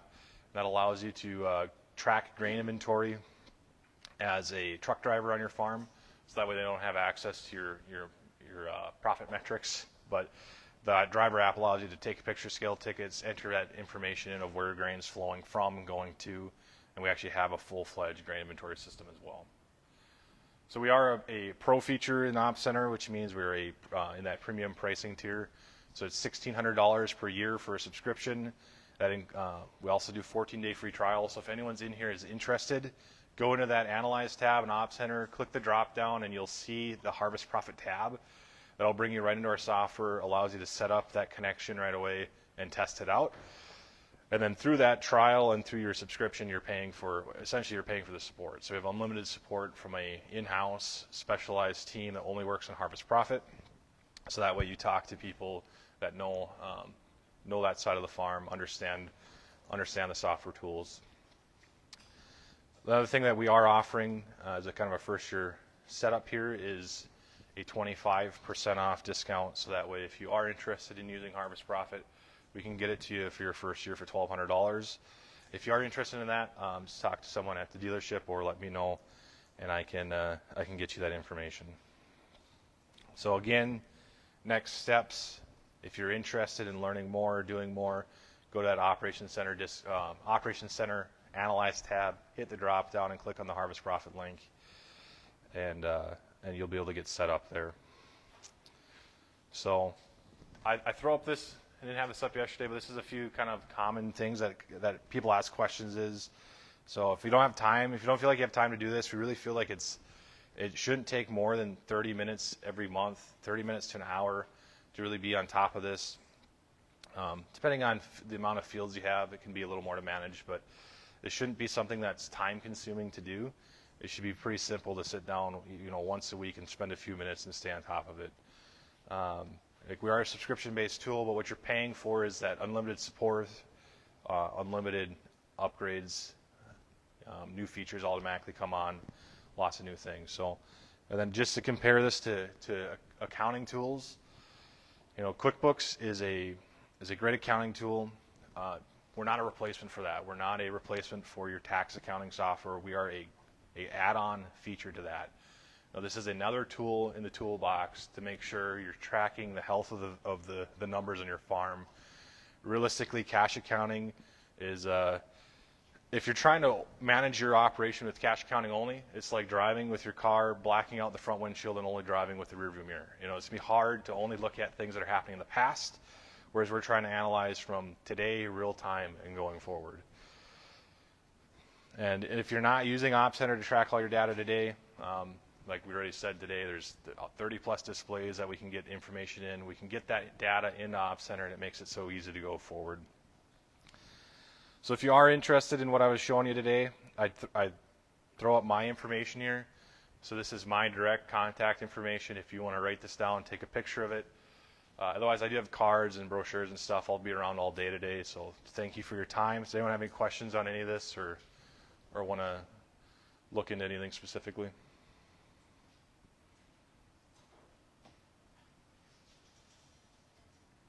All right. Well, thank you very much. Find me at the end of the day. If you have questions, I'll happy to help you out.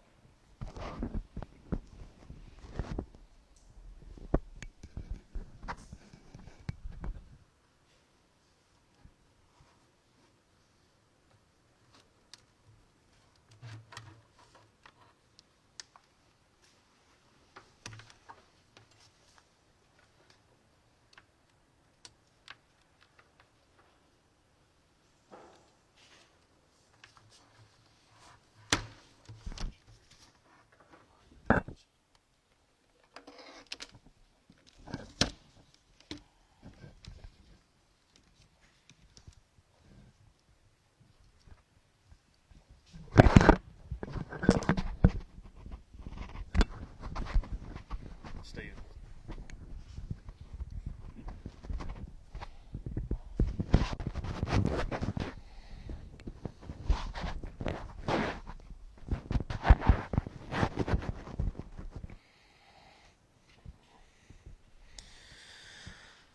All right, me and Heath are going to cover the More tab in the Ops Center. Apex no longer is supported, so we're going to skip over that and go straight to files. This is going to be where all the data is received and stored and can be managed within the Operations Center. As we see here, these are listed files that have been uploaded to Op Center. If we select one, we can download it to our computer or a USB drive. We can assign to a partner organization. Reprocess, that's normally used if you see a file that's been damaged or something like that. Normally that'll fix that. We can, if our machines are JD Link compatible, we can transfer these files to equipment. And then archive here is like Barrett talked about. It's not going to delete it. It's just going to put it over here in the on the back burner pretty much.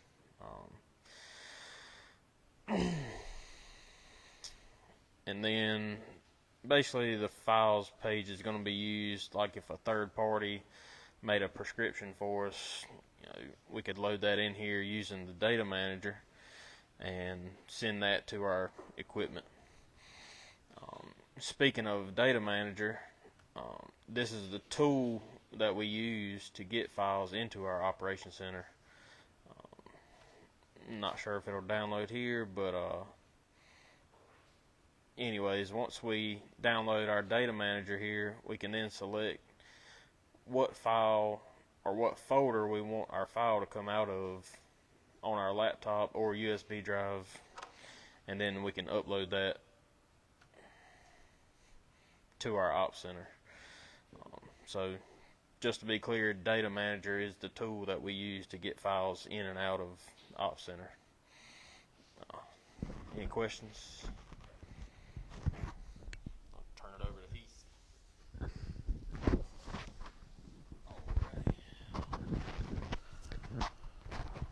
All right. Well, good morning, ladies and gentlemen.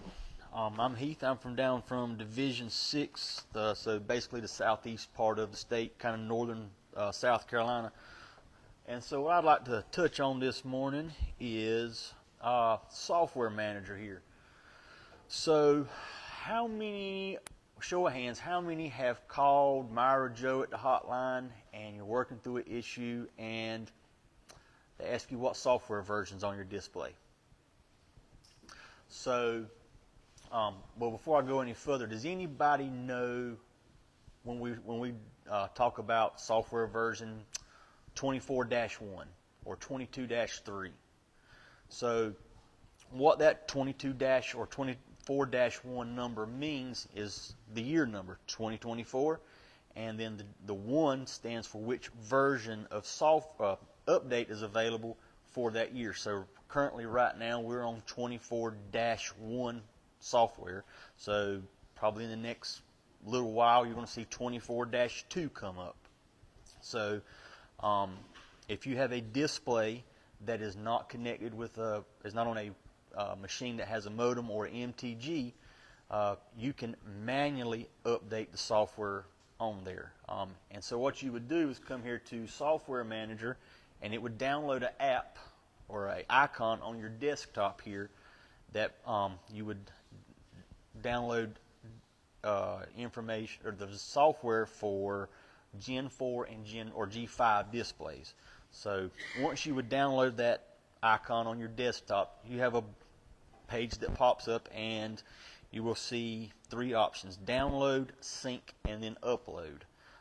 So what you would do, once that screen pops up, there's a do all button at the bottom. Click do all, and it will download that information to the USB stick that you are using to update that particular display, G4 or Gen 5.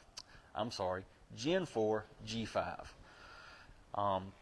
So what is available on, so what is involved with the new update is you would click here at the very bottom where it says Stellar Support. And as you come through here, select English. So here's the 24-1 software bundle, and you can click on, let's just click Gen 4, and you can click Release Notes. And this will tell you what the update fixes. Let's just say, for example, this resolved issues.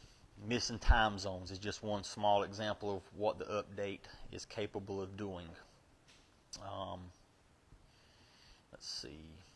But that just kind of gives you an overview of all the different things that are available in that software bundle. Now, if you have a machine that has a MTG on it modem, you will get a notification across it that a new software update is available.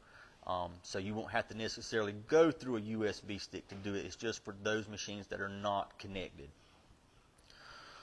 Let's go back here to home. Let's see.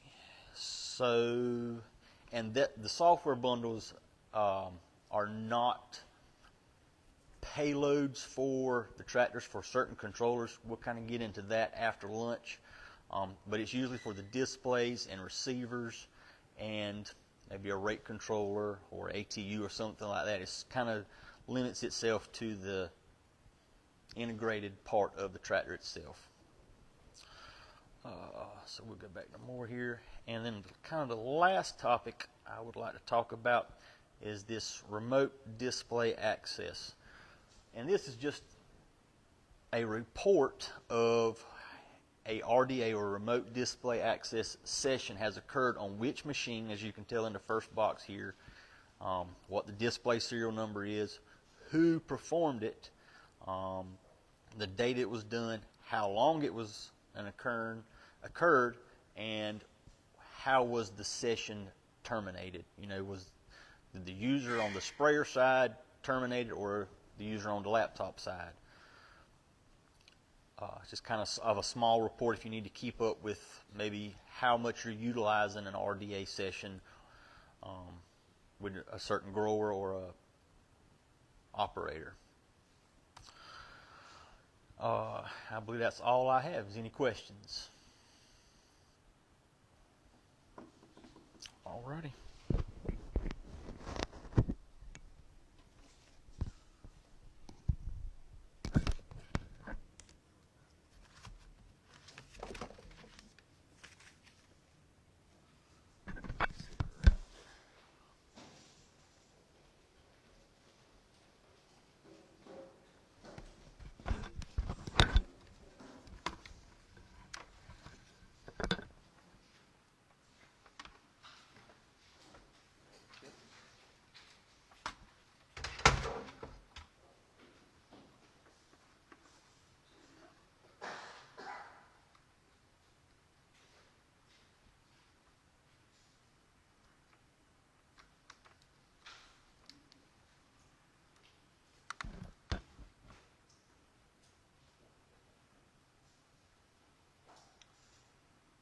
Morning, everyone. My name is Jerry Rosentrader. I'm from Olathe, Kansas with John Deere and help support the Eastern Sales region with different trainings like this or with Seed and Spray or wherever they need me.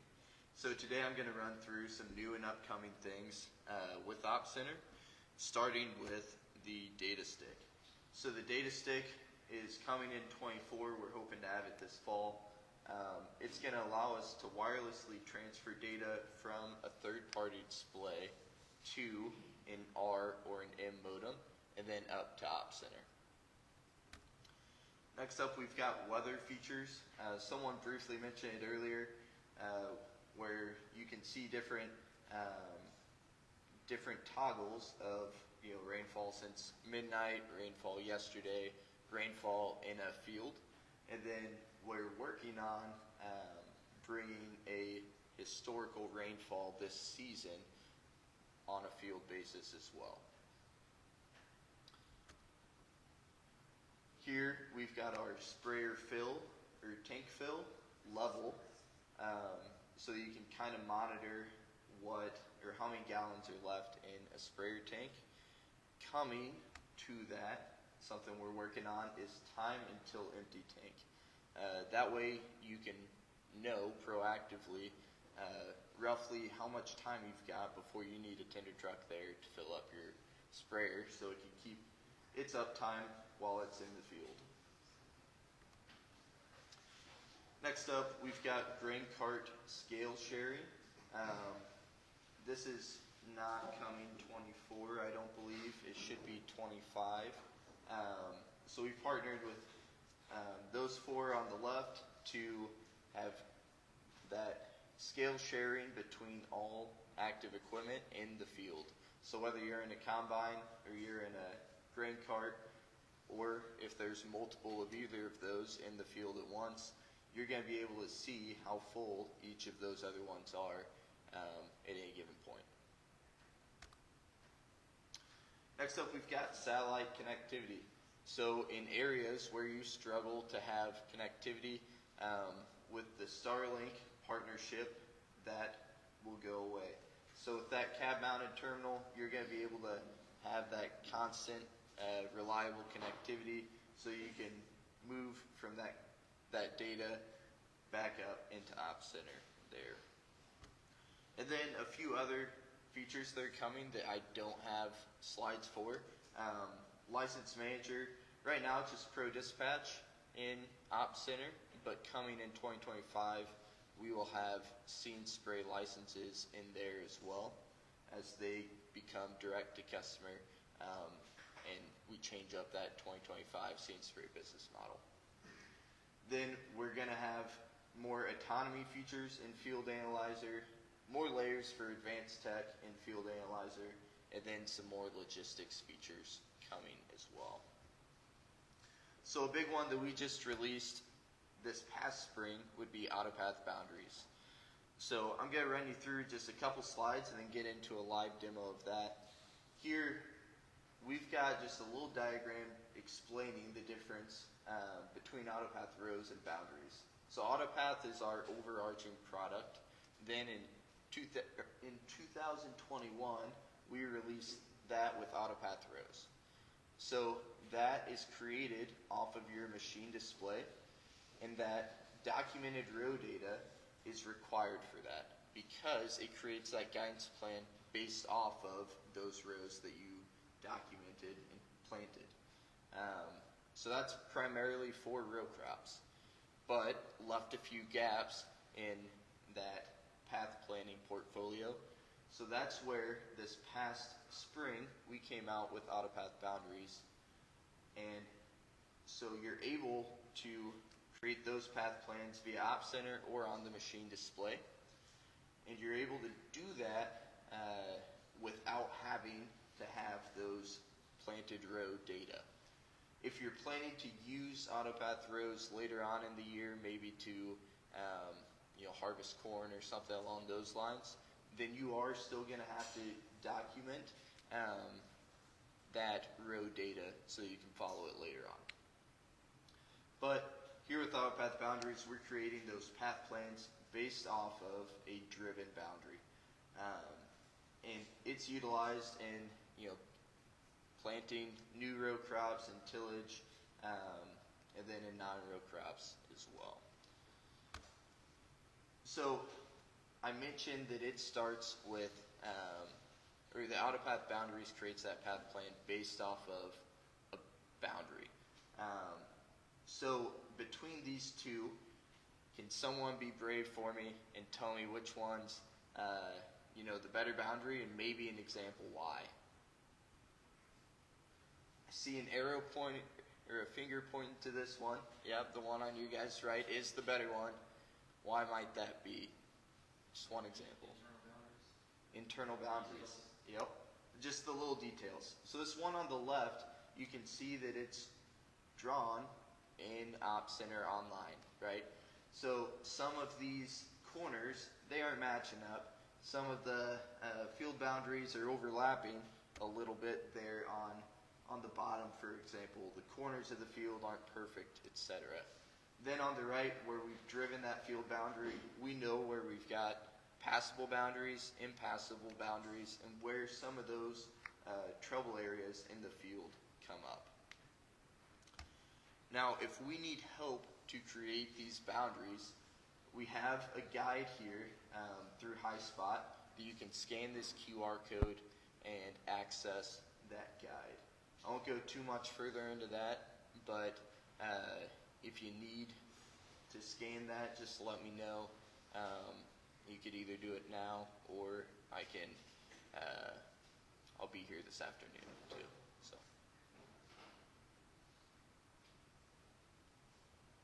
Give it just a second with that still up.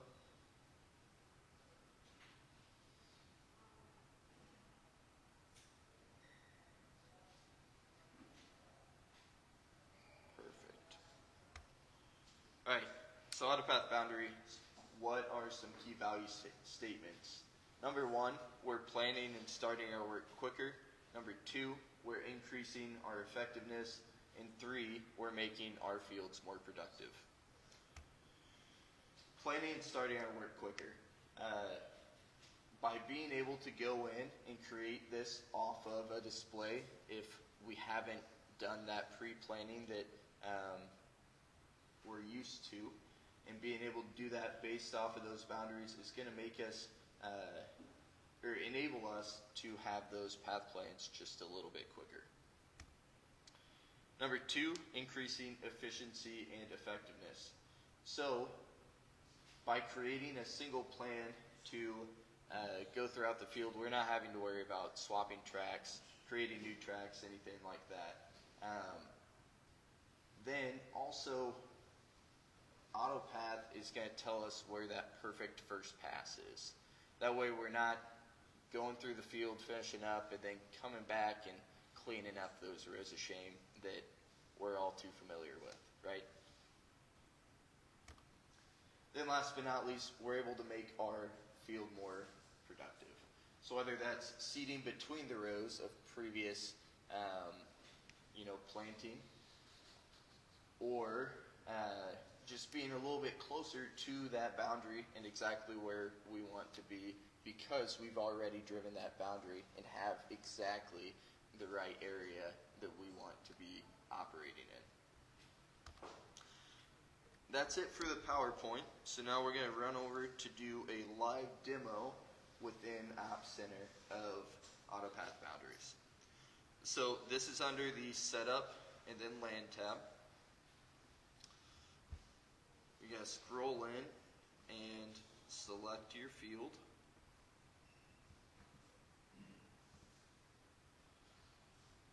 Once you've done that, you want to make sure that you have a headland.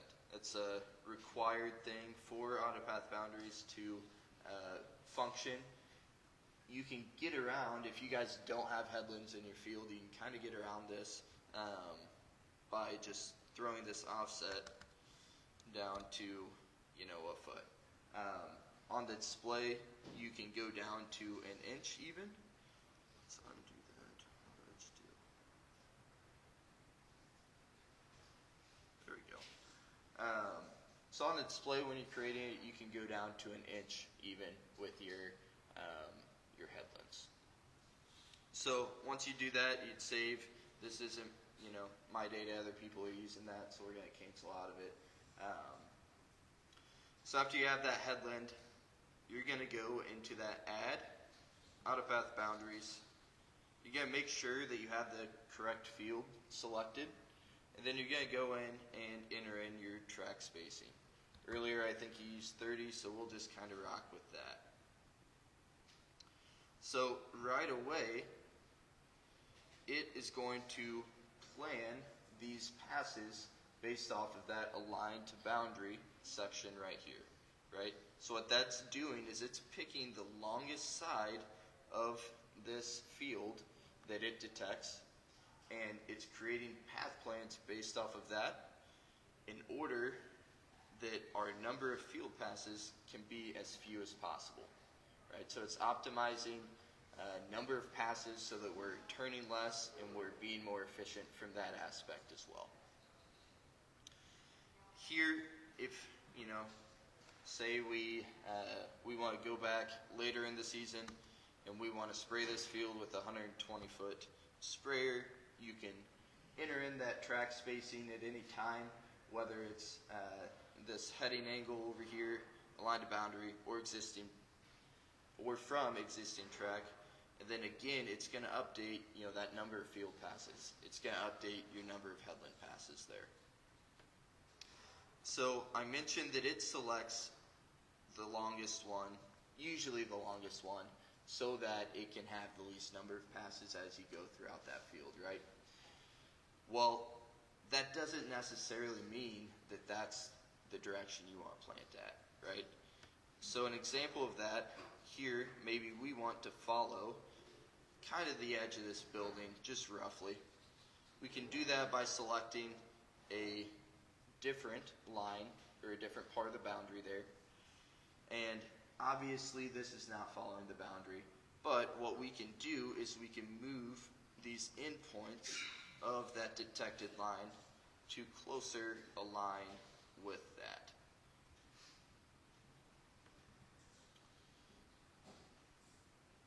Another example of why you might want to move those lines would be with that first boundary that it chose. Maybe we want to avoid, kind of straighten out these lines in general with that dip out.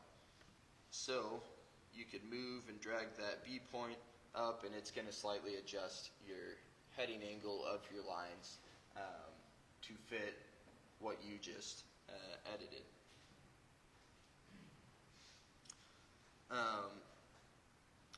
So regardless of which method to create these path plans you use, it's always going to have this heading angle that is going to be provided here, and then it's always going to show your A point, your B points, latitude, and longitude.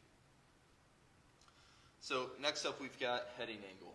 So say that you want to plant soybeans perfectly north to south.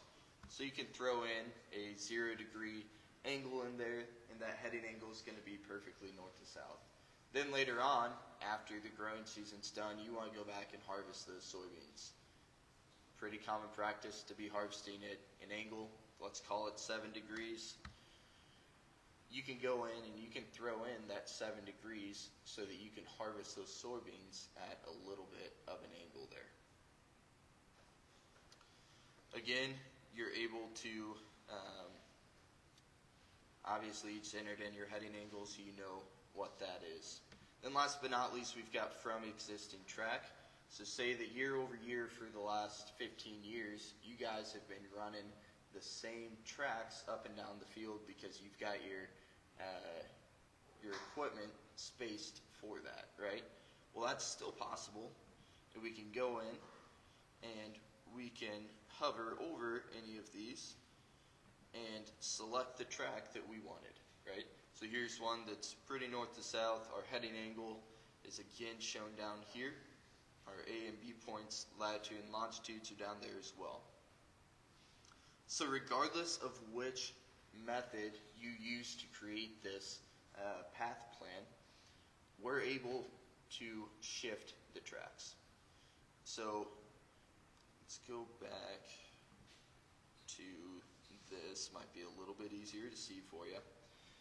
Here you can go in and you can shift your headland tracks either inward or outward, depending on which you want to do.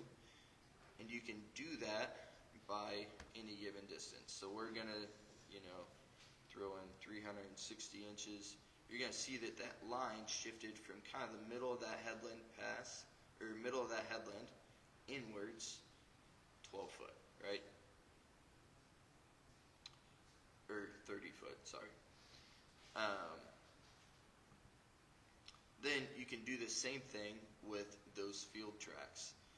So depending on, which direction your guidance lines are, if they're north to south, you're going to be shifting east or west. And then if your guidance lines are east to west, you're going to be shifting north or south, right? And it's automatically going to decide that. So you can select that, again, throw in your field track shift, and it is going to shift those lines whichever way that you tell it to.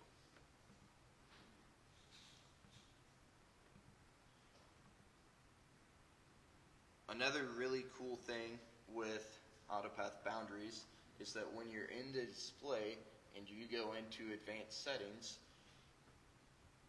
say that you don't have a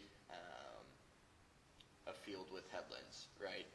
And so you can get rid of those headland tracks all the way around there by going into advanced settings and clicking on see field tracks only. And then you can also do the opposite, right? You can go in and just see those headland passes by clicking on see those only. Are there any questions on this before I move over to the home page real quick?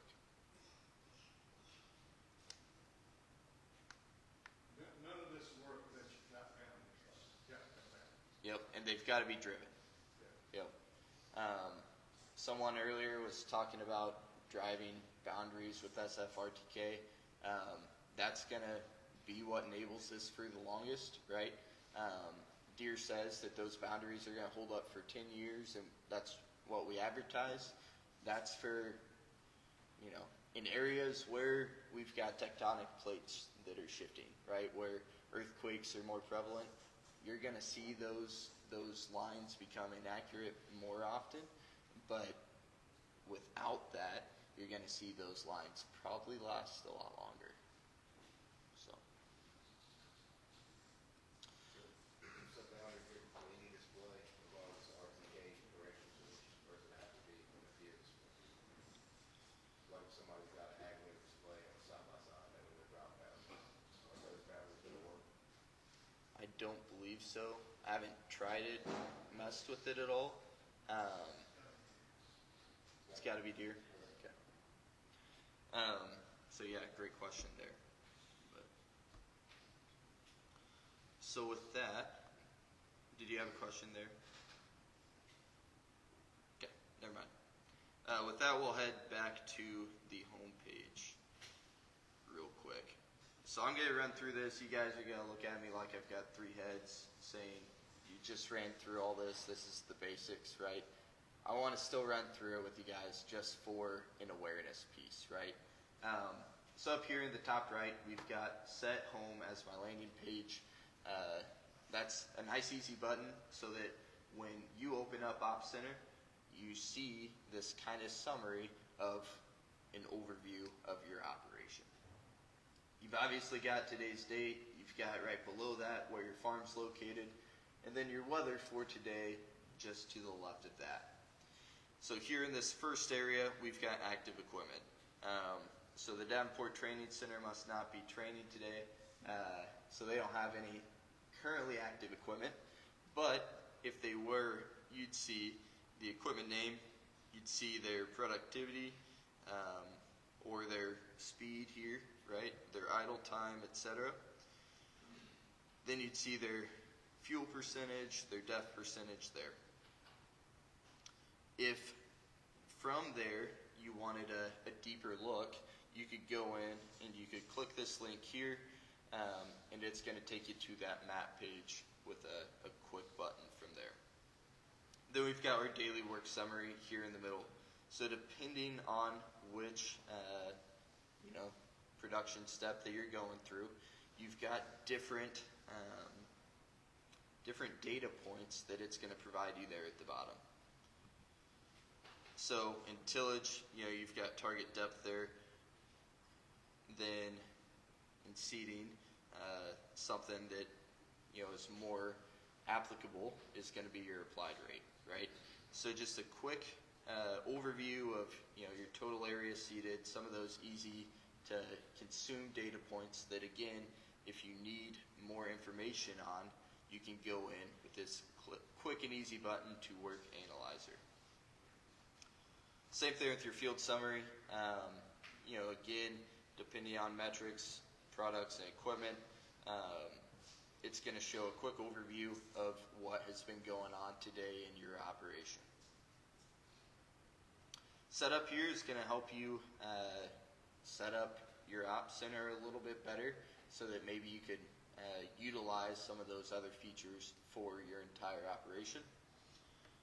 Then our season work progress, instead of having to go through and kind of roughly go, we've got an 80 there, we've got 160 acres here, we've got a 40 here, add that all up on your own. we've got just a quick and easy view of your total area seeded or your total area harvested there.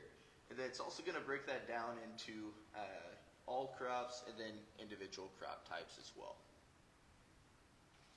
Then last but not least, we've got work plans. So again, here's just a quick, easy view of what you've got planned, what hasn't been sent out yet, and then again, a quick little link to Work Planner there.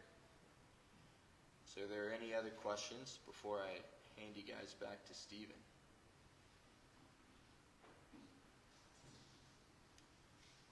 All right, seeing none. All right, so appreciate y'all sticking around this afternoon, and we're going to talk a little bit about, I called it machine technology. I didn't know what else to call it. It was, I heard somebody mention it a while ago, but I didn't know what else to call it. We're just going to talk about kind of what we're doing from a machine standpoint and how we're trying to enable customers to be able to manage and handle their machines up to the point that they want to. So we're going to talk about some of the new features that are out or some of the new things that we're able to do or utilize, and then spend some time talking about the mobile apps as well, a little deeper than what we've talked about to this point. I guess one question I have is, who has the Equipment mobile app on their phone? Who utilizes it a fair bit? We're going to help you some today, hopefully, anyway. So for the ones that do have Equipment mobile, what do you use it for mostly? Looking up parts? Yeah, that's the only way that combine settings go. Okay. And that's one of the things we're going to get into specifically is combine settings. We'll also take a quick look at the parts because that is a big piece of it, right? It's got your PIN number loaded. You go into the right catalog, you're able to find that part right there. So that's some of what we'll talk about as well. Has anybody noticed on Equipment mobile anything about software recently? Okay. So that's another big piece of what we're going to talk about today is we've enabled some of the software downloads through Equipment mobile. So you're able to perform some of the equipment or controller updates utilizing Equipment mobile. And there's going to be some limitations as far as what servers on it and whatnot, but we'll get into that a little bit deeper. And hopefully for the guys that have it on there and don't use it, maybe we'll get a little bit of use out of Equipment mobile now. One thing I like about Equipment mobile, if we look back at what we've done over the years, it used to have Sprayer Plus and you'd have Harvest Plus, Planter Plus. You'd have 8 apps on your phone, right, for Deere equipment. The great thing about Equipment mobile to me is it's pulled it all into one. So you can have all your equipment loaded in there. You go to that piece of equipment you want to see, and you can do everything that we were able to do previously from that one app. So it's not as cumbersome to figure out where you need to go and what you need. So that's been a huge improvement and change, in my opinion, of how we do it. And heck, we used to have to download the John Deere App Center to get Apply Plus, right? I'm going to spend some time talking about John Deere Equipment Mobile, just kind of talking through it. We're going to look at a few screens. And then in the end, I'm going to go in and actually do it live instead of flipping back and forth between my phone and the projector. So we'll talk through it, and then we'll actually go do a couple of live demos for it. The next piece of it is controller software updates. Again, probably the biggest thing I think that you'll be able to take away today is what you can do as a customer to help manage those machines, as far as you want to go. Harvest equipment setup. We're also going to look at how we can utilize Equipment mobile for sprayers and figuring out tank mixes and things. And then we'll just kind of wrap up from that point and handle any questions that we've got. Again, we're just a group this size. If we've got questions, comments, whatever as we go through, please feel free to just holler it out, and we'll answer it the best we can. So I kind of alluded a little bit about what Equipment Mobile was and what it'll do for us. But this is just some of the, I guess, big hitters or marketing points, if you will, as far as what Equipment Mobile can do and is.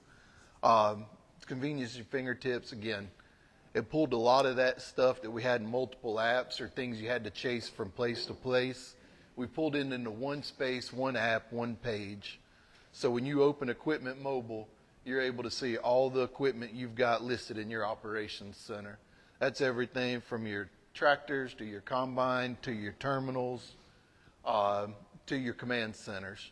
So you're able to look at all of it in one place versus going through multiple places. Getting into resources, we talked about parts catalog, right? We've also got access to operator's manual in there. So we've got that literature that you can go in and look for operation tips or training or settings if you need to. There is some troubleshooting in there. So when you go in to manage your equipment, you can actually go in and look at active codes or pass codes on that piece of equipment. And it's not going to go through a whole diagnostic process for you, but it's going to get you the definition of what that code means and probably a generic or initial step to take to look at it and see if we can't get to the bottom of it. And just tools in general. So we've talked about sprayer calculations. We talked about setting up your harvest equipment. There's also grain loss, directions for doing power shutdowns on combines. I mean, just a great toolbox of things to help optimize that equipment for the user. Who does not have Equipment Mobile on their phone? Good deal. Stephen? He's always got smart things to say.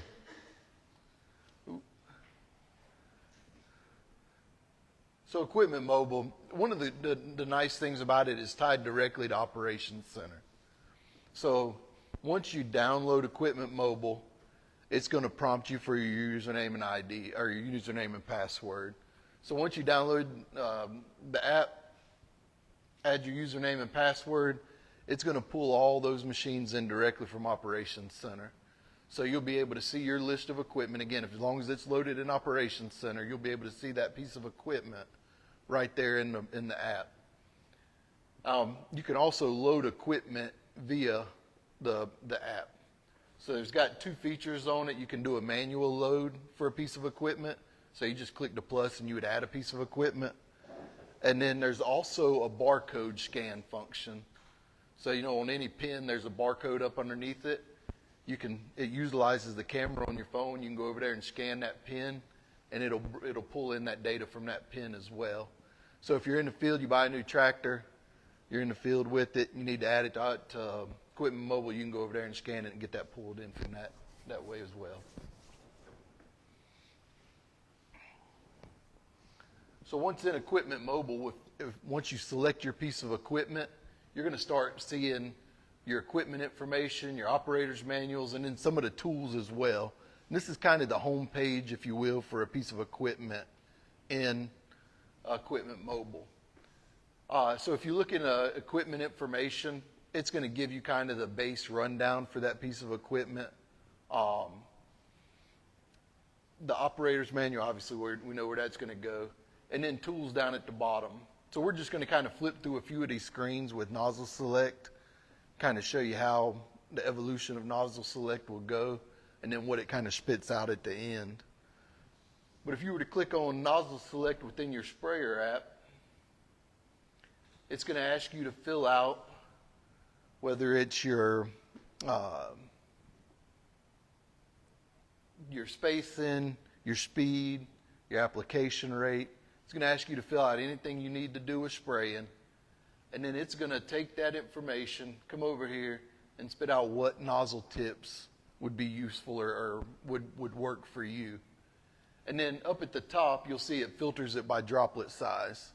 So once you get your information in there, you can click your droplet size you want, and that's going to give you your options. And then it'll give you the bands at which you're able to utilize that nozzle or that tip you've selected. So it's a pretty quick, easy way to do that. This is essentially the same information that come out of Apply. I think it was Apply Plus when it was the previous app. But it's the same information. They've just added probably a little bit more in there for Exact Apply. Well, actually, no, Exact Apply was in Apply Plus as well. But again, really quick and easy to get some nozzle tip selection out of it. Same thing with your tank mix. So as you click on Tank Mix Calculator, you'll fill in your tank volume, your solution rate, how much you need to spray, and it's going to start spitting out your tank loads. So in this case, with the area you're going to spray and a tank load, you're going to need a load and a piece of a load to complete it. So it's going to give you 3 pieces of information. It's going to tell you what you need total, and then it's going to break down that total into the 2 loads that you'll need to complete that area. So in this instance, it's your 16 full and 1 partial, total of 17 loads. And then it's going to break down load 1 through 16. It's going to take this, load 17. It's going to take this. So you'll know how much water, how much chemical to use to get that last load to finish out that field. It's pretty quick and easy to do this, but the nice thing is you're not going to end up with too much chemical in your tank, whether you're having to transport or you're done at the end of the day, or you're not going to have to go back and fill up a second to finish up the last little piece of that field. So again, a really great tool to try to get as close to exactly what you need to finish that field in as little a time as possible. And same thing on your direct injection here. If you've got direct injection, you fill in your information for it, and it's going to tell you exactly what you need to do. So is this useful for Equipment Mobile? Is it a good use for it to start with anyway? Small one, but oh. All right. I'm going to see if I can get this video to play real quick.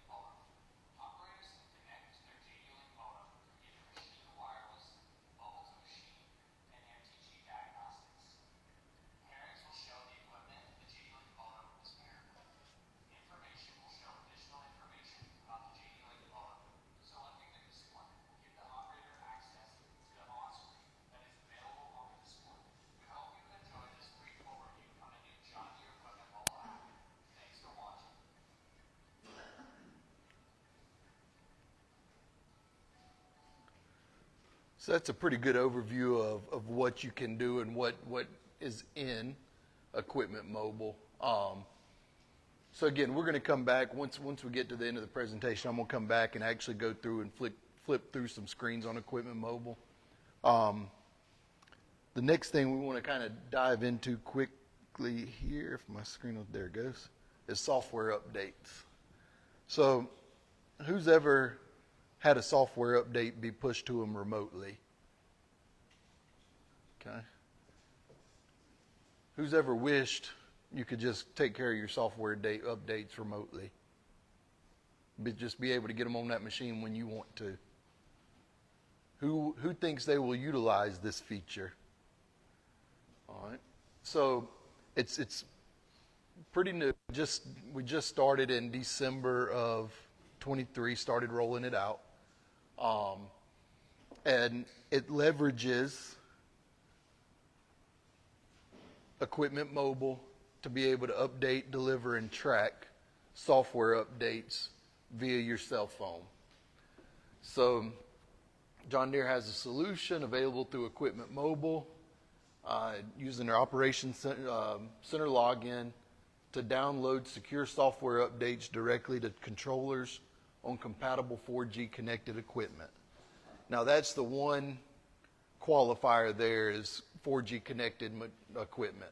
So that tractor has to be able to receive that over-the-air update utilizing a 4G MTG.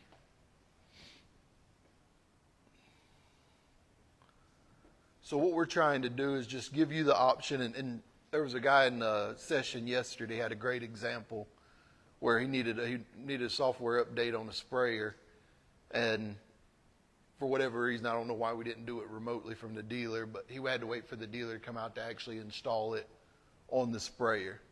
So that killed a little bit of time for him. If we would have leveraged either the remote push or leveraged Equipment Mobile, we could have put that software on that sprayer and he could have done it right then and been back in the field. So what we're trying to do is just get you as much information about your equipment to where you can manage it as far as you want to in regards to the software updates.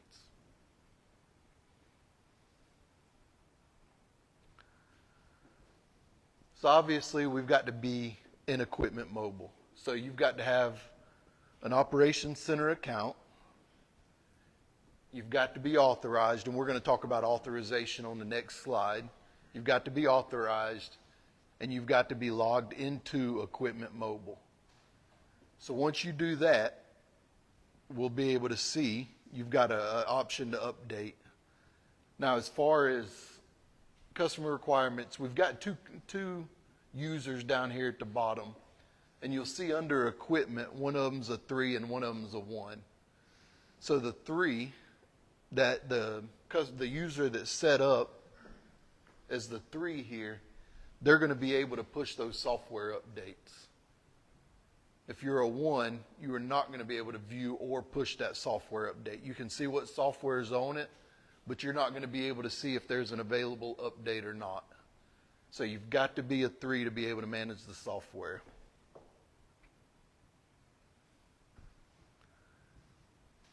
Essentially what's going to happen is if you want to update the software on the machine, you're going to go into your Equipment Mobile app, you're going to go to that piece of equipment, and then you're going to scroll down to the bottom of that page, and it's going to show you if there's updates available. You can go, you click Software Update, and then it's going to show you all the controllers that are available. And we'll just say you've got 3 updates available. It's going to show you those 3 controllers. It's going to show you the software that's currently on it, and it's going to tell you the software that's available. It's not going to tell you the difference in the software, but it's going to give you a version number. So you'll know that there's something newer available than what you've got on it. Once you push send, it's going to send via your phone. It's going to send a key that you want software on this controller on this tractor. As soon as that tractor calls in, it's going to pull in that update that's available, and it's going to give you a message on the screen display saying remote software update's been pushed to that tractor. You click accept, it's going to pull that off the cloud, and it's going to put it into that controller and download it. And once that's done, once the software is successfully downloaded, what we actually do is we need a return file from that tractor letting us know it was successfully installed. That way, if you go look at that software update tomorrow, you know that software version 1234 was installed successfully, so now it shows you've got the latest version, and it's not going to say you need to update any longer. And that's going to be the end of it. It's going to be, again, from the user standpoint on phone, it's going to be pretty quick and easy.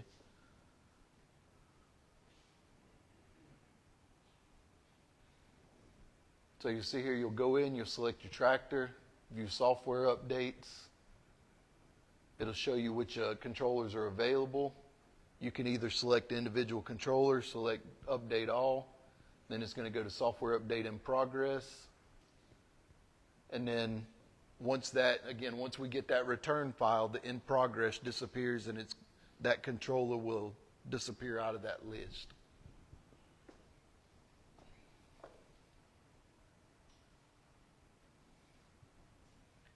And this is just what some of the screens would look like. You can see over here on the far left, like you went in, you clicked select all or update all. So it's got all the different status for that controller. So completed, in progress, and pending.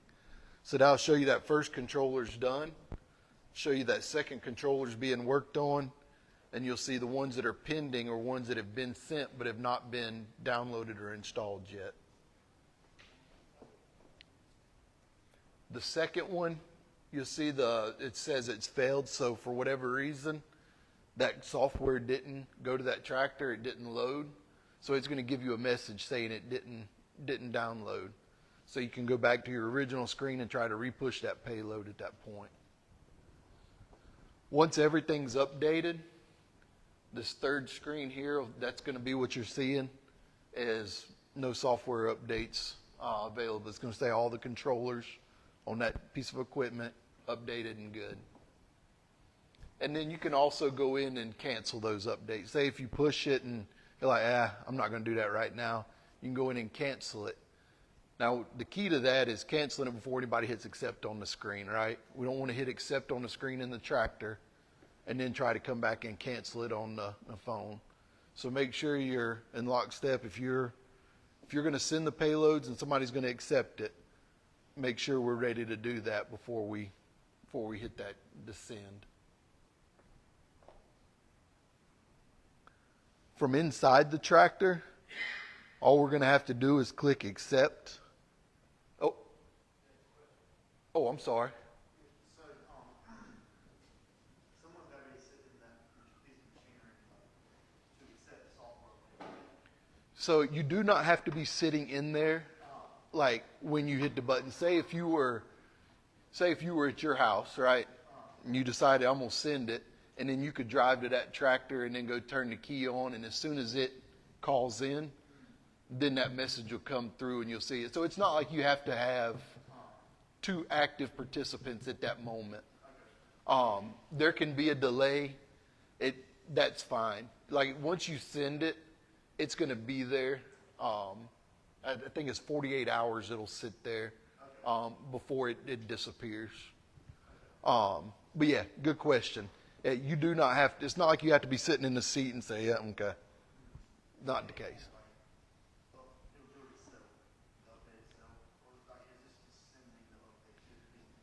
All that's doing is sending it to it. And then when you key that tractor on and then you click accept, that's accepting that software. Because what we don't want is you to send the software and somebody be in the middle of the field and it start trying to automatically download software, right? So it's going to take that physical, yes, I want to do that now, before it'll actually go anywhere. That get you answered? Sorry about that. I didn't see your question.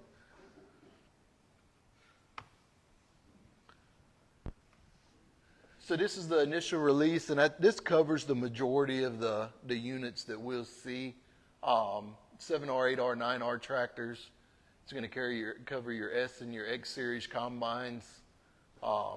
cotton, SPFH, wind rowers, sprayers. Like I said, this is going to cover the majority, I think, of what we've got. Some of, for example, what would be left off for now is, our 5 Series, some of our 5 Series, or all of our 5 Series tractors now come with MTGs on them, and then also 6Rs, or 6 Series tractors. So we're going to continue to migrate that stuff in and be able to download, but this is going to be the bulk, probably bulk of what you folks in here are going to leverage today.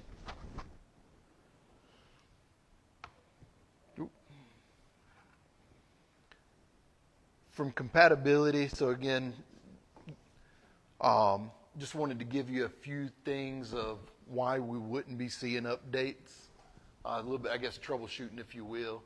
But what happens, why can't I see an update, or why isn't there an update available? So if your 4G MTG is not active, it's not going to be able to know what's on the tractor, nor is it going to be able to send or receive. So if you've got an inactive MTG, you're not going to be able to get that software. Now, for the most part, especially if you bought that piece of equipment through Quality, your MTG is going to be active on it. If you've migrated that piece of equipment in, say you bought it used from somewhere and you've brought that piece of equipment in and your 4G is not active, because say that dealer shut it off once it left their area, you'd have to go back through Quality at that point to get that thing turned back on to get it active to be able to receive those updates again. 4G MTG machine's not compatible. So if you had a 6R, that one's not going to be seeing updates yet, because again, that one does not have compatibility with software updates as of yet. Equipment has an active 3G subscription, and you've got to have 4G to be able to pull that software in. It will not do a 3G. Country or region's not going to impact us at all. But the last one there is user permissions not set to level 3. Again, you've got to be level 3 to be able to see and install software updates. If a known controller or software payload's not visible, equipment doesn't yet have any new software updates, or new features not been released. So level 3, I think level 3 could also go down in that. Again, if you know there's something available and it's not there, level 3, if you're not level 3, you're not going to see it as well. But again, it's a pretty good tool. You'll be able to update. Did anybody go in and look at any of their equipment to see if they had software updates? Did you have some on yours?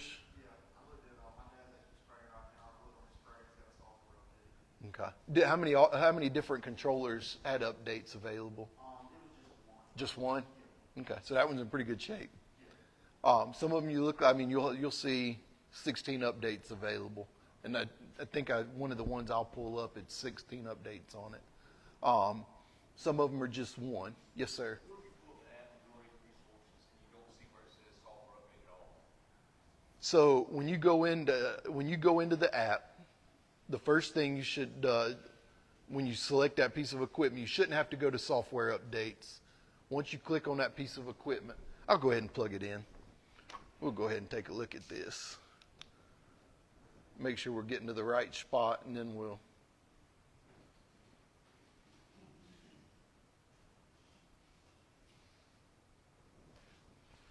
All right, so I'm just sitting in the Equipment Plus, or the Equipment mobile app, and Stephen was kind enough to let me use Quality's equipment list here.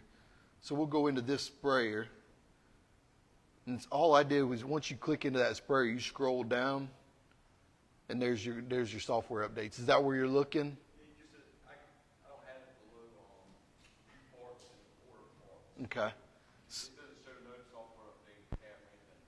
So is that and that one's got a 4G MTG on it? Go to pairings, yes, sir. Okay. What piece of equipment is it? Combine. Is it S 790? And are you sure you're level 3 on your operations center? Okay. He is.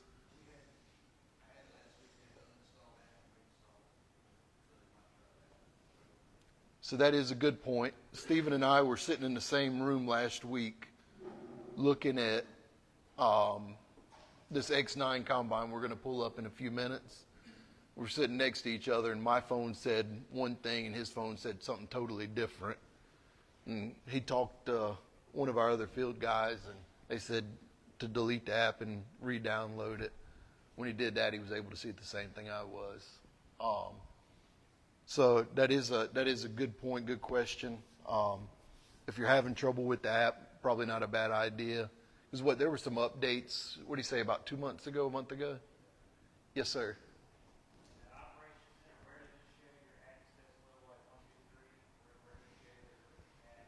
So that's under like users or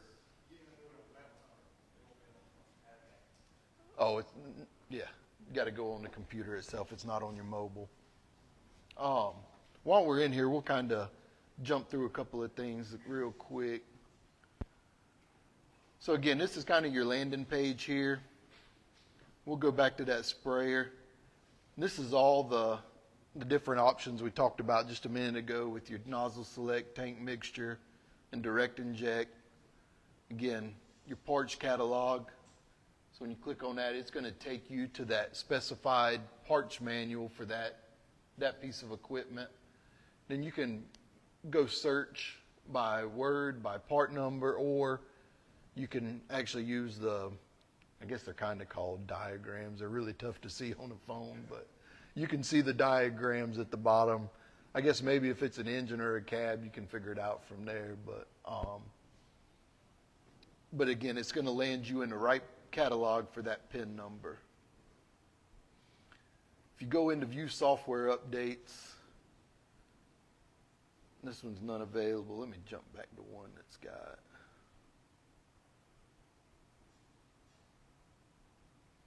There we go. So this X9 sitting in Washington's got 12 updates available. So when you see that, it'll tell you here, it says installed software is AXE 100.108A, but your available is AXE 105.429A.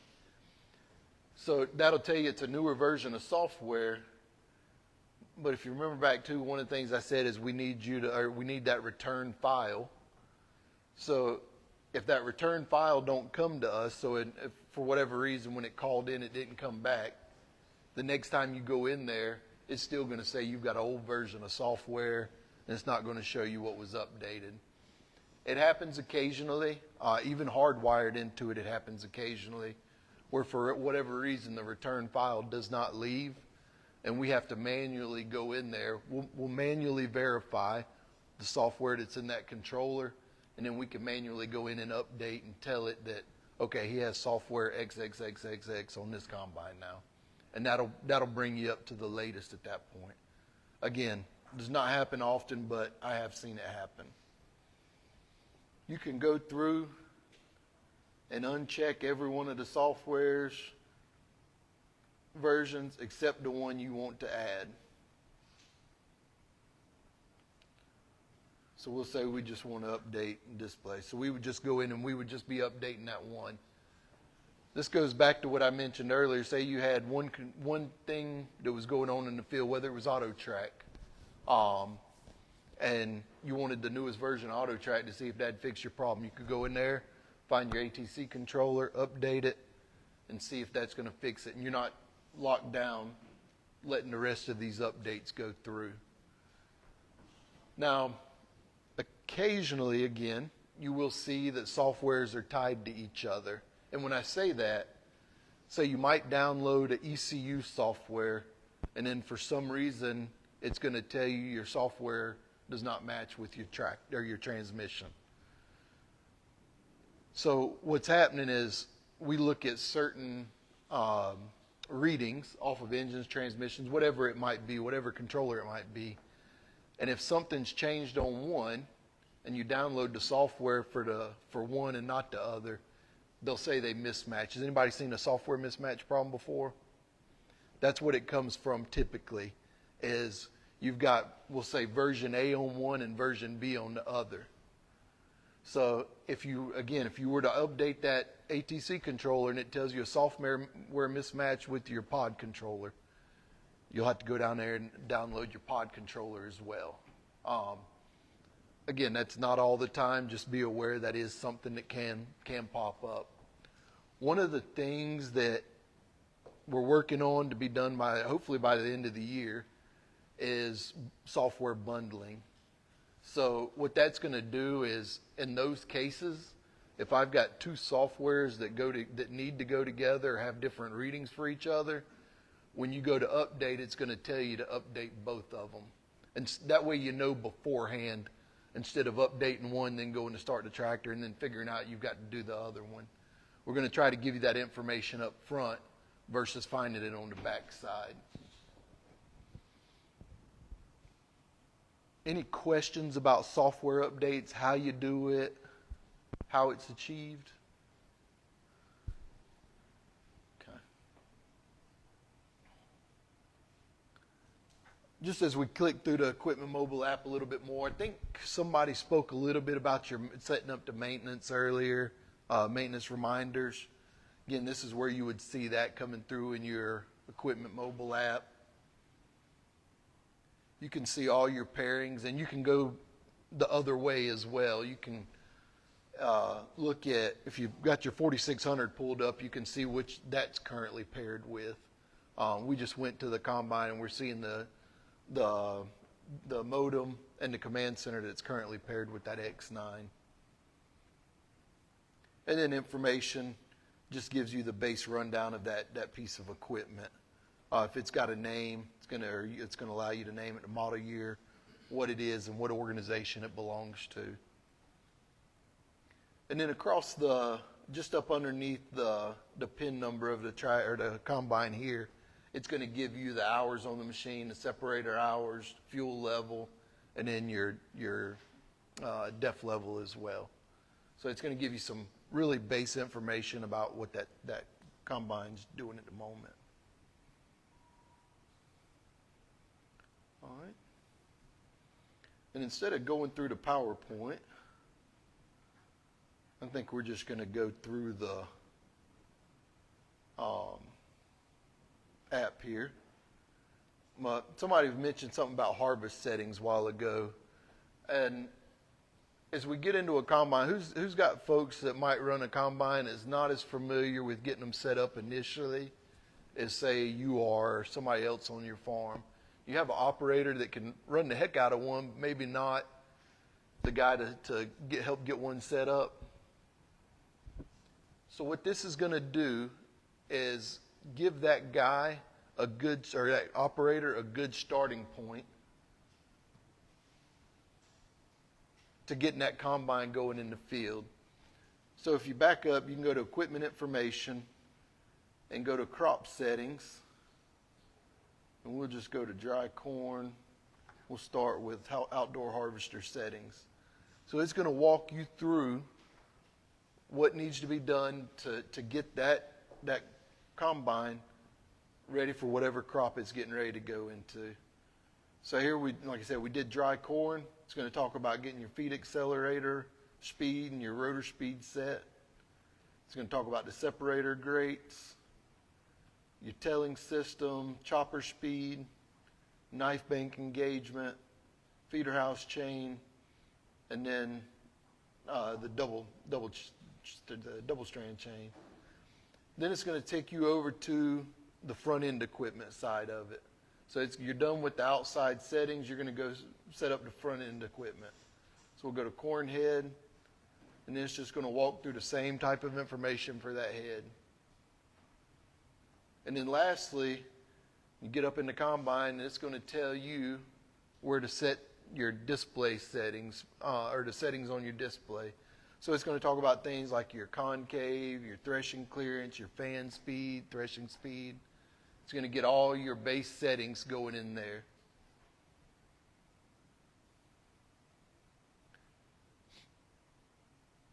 And once you get to the end, is that going to be the optimized setting, or is that going to be a starting setting? Starting setting, right. At that point, you're going to need to go check your tank. You're going to need to check everything and make sure that harvester, that piece of equipment is harvesting to the efficiency that you want it to be at that point. And then it's also why it's got like the power shutdown underneath the equipment as well, if you need to do a power shutdown to see where your losses are. Again, it's not going to get necessarily a perfect harvest at that point, but it's going to get you a starting point, or at least it's going to get that person, it's going to get you off of having to be able to do that and have that other person maybe getting ready to harvest to be able to get that combine ready.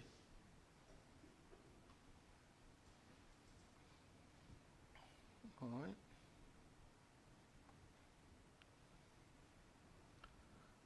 Oh. Come back over here.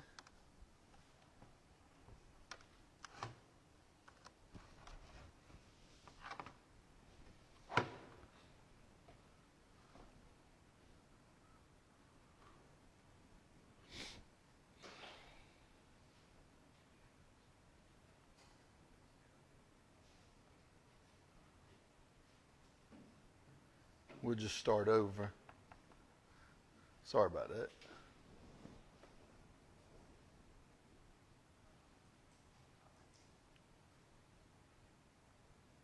All right. One of the last things I want to talk about is going to be RDA and RDC. Stephen talked to, I think it was Stephen, somebody talked a little bit about RDA earlier. RDA is remote display access. So we'll say you've called into the Quality Equipment Call Center, the IS Call Center, and they're walking through some things on the display with you. What are they telling you on the telephone? Push here, push there, right? It's, hey, push the menu button, push the home button, push the settings button. So all you're doing is you're listening to them. They're seeing your screen, but they're telling you what button to push. That's remote display access. They're able to look at it. The next evolution of that is what we're calling remote display control. So instead of just being able to look at it now, they're going to be able to go into your screen with you and actually make those button pushes yourself, so you're not having to, there's not a delay, right? It's not saying, hey, push over here, push over there. They're able to go hit that button for you. So it's going to initiate through an RDA. So they would still do an RDA call in. You would still have to accept that RDA session. And your outer box is going to start off as blue, just like it would today. So it's going to tell you that you're in an RDA session. The difference is going to be where that finger's going up to the top there. There's going to be a button that you can push. And what that's going to do is essentially allow you to give control to that call center or whoever's working with you through RDC at that point. So what they're going to be able to do is go through and actually make or navigate through that menu or that map with you without you having to push the buttons.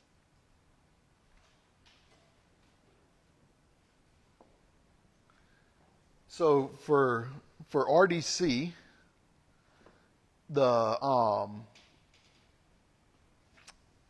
currently it is only on autonomous equipment. So really the only piece of autonomous equipment we've got now is tillage, right? So a piece of autonomous tillage equipment can RDC at this time. Now the one thing that we do differently with autonomous, there's nobody sitting in the seat to hit the button, right? So we allow that RDC session to start automatically. And what that's going to do is give you the capability to go in and check on that machine or go in and make adjustments to that machine from your phone versus having to drive out to that machine and make adjustments or check on it. So you'll be able to do what you need to do from that standpoint. That only happens if that tractor has had the autonomous mode button pushed on it in the cab. If you take that and you take off autonomous and you're driving it through the field, it's going to go back to needing to accept your acceptance screen. So again, currently only on autonomous equipment. If it's in autonomous mode, it does not need to accept. If it's not in autonomous mode, you have to accept it just like normal. One of the limitations right now is, and it's only going to be moving forward, is it's Gen 5. So, or a G5. A Gen 4 screen does not do RDC. You have to have a Gen 5 or a G5 to be able to do autonomous or RDC on it.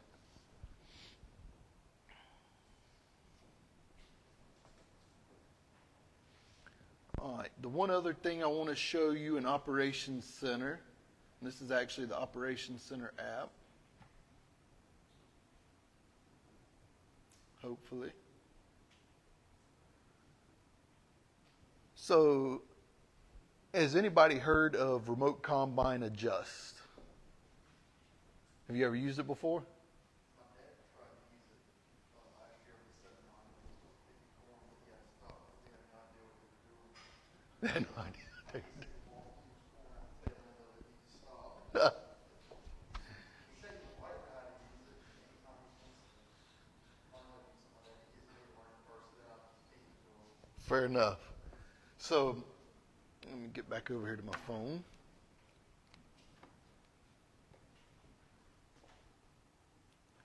All right. So all I've done is gone into Operations Center. Again, I'm utilizing Quality's equipment list, and they got a combine started up. This X9 started up here right before lunchtime. So we're going to go into the combine. And what we'll see here is it gives you the harvest settings on it.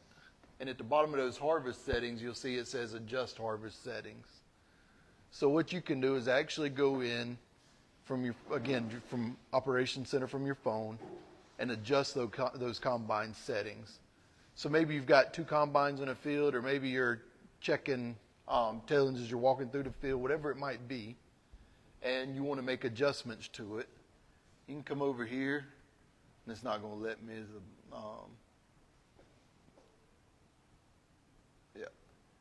You would hit whichever of the 5 settings you wanted to adjust. You would just hit that setting. You'd put in your number, what you want it to be, and then you would click Adjust.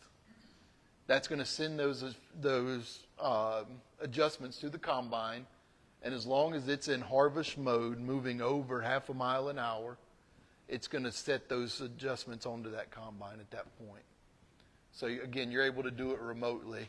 And again, that way, if you're in the field, you've got 2 machines and you see yours is doing great and the other one maybe losing too much out of the back end, you can make adjustments on it to prevent that from happening. You can match those adjustments on it from your phone.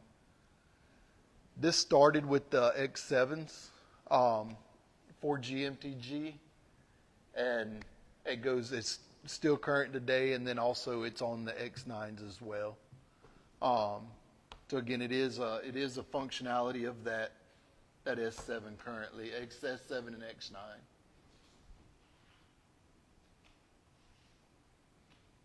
It started model year 18.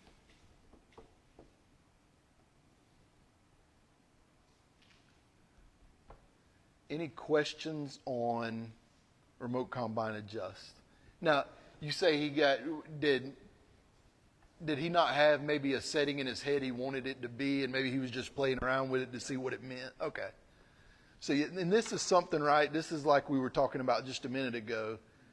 You, as somebody that's been in a combine for a fair amount of time and harvested a fair amount, you kind of know what those settings are going to be for that combine in those conditions, right?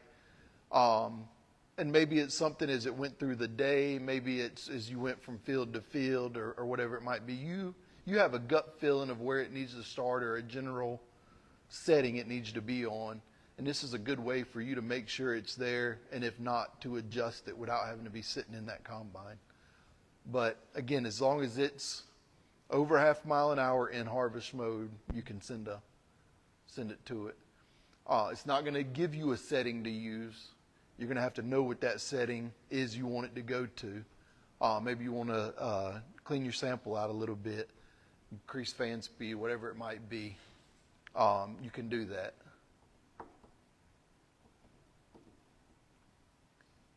Any questions about anything I covered?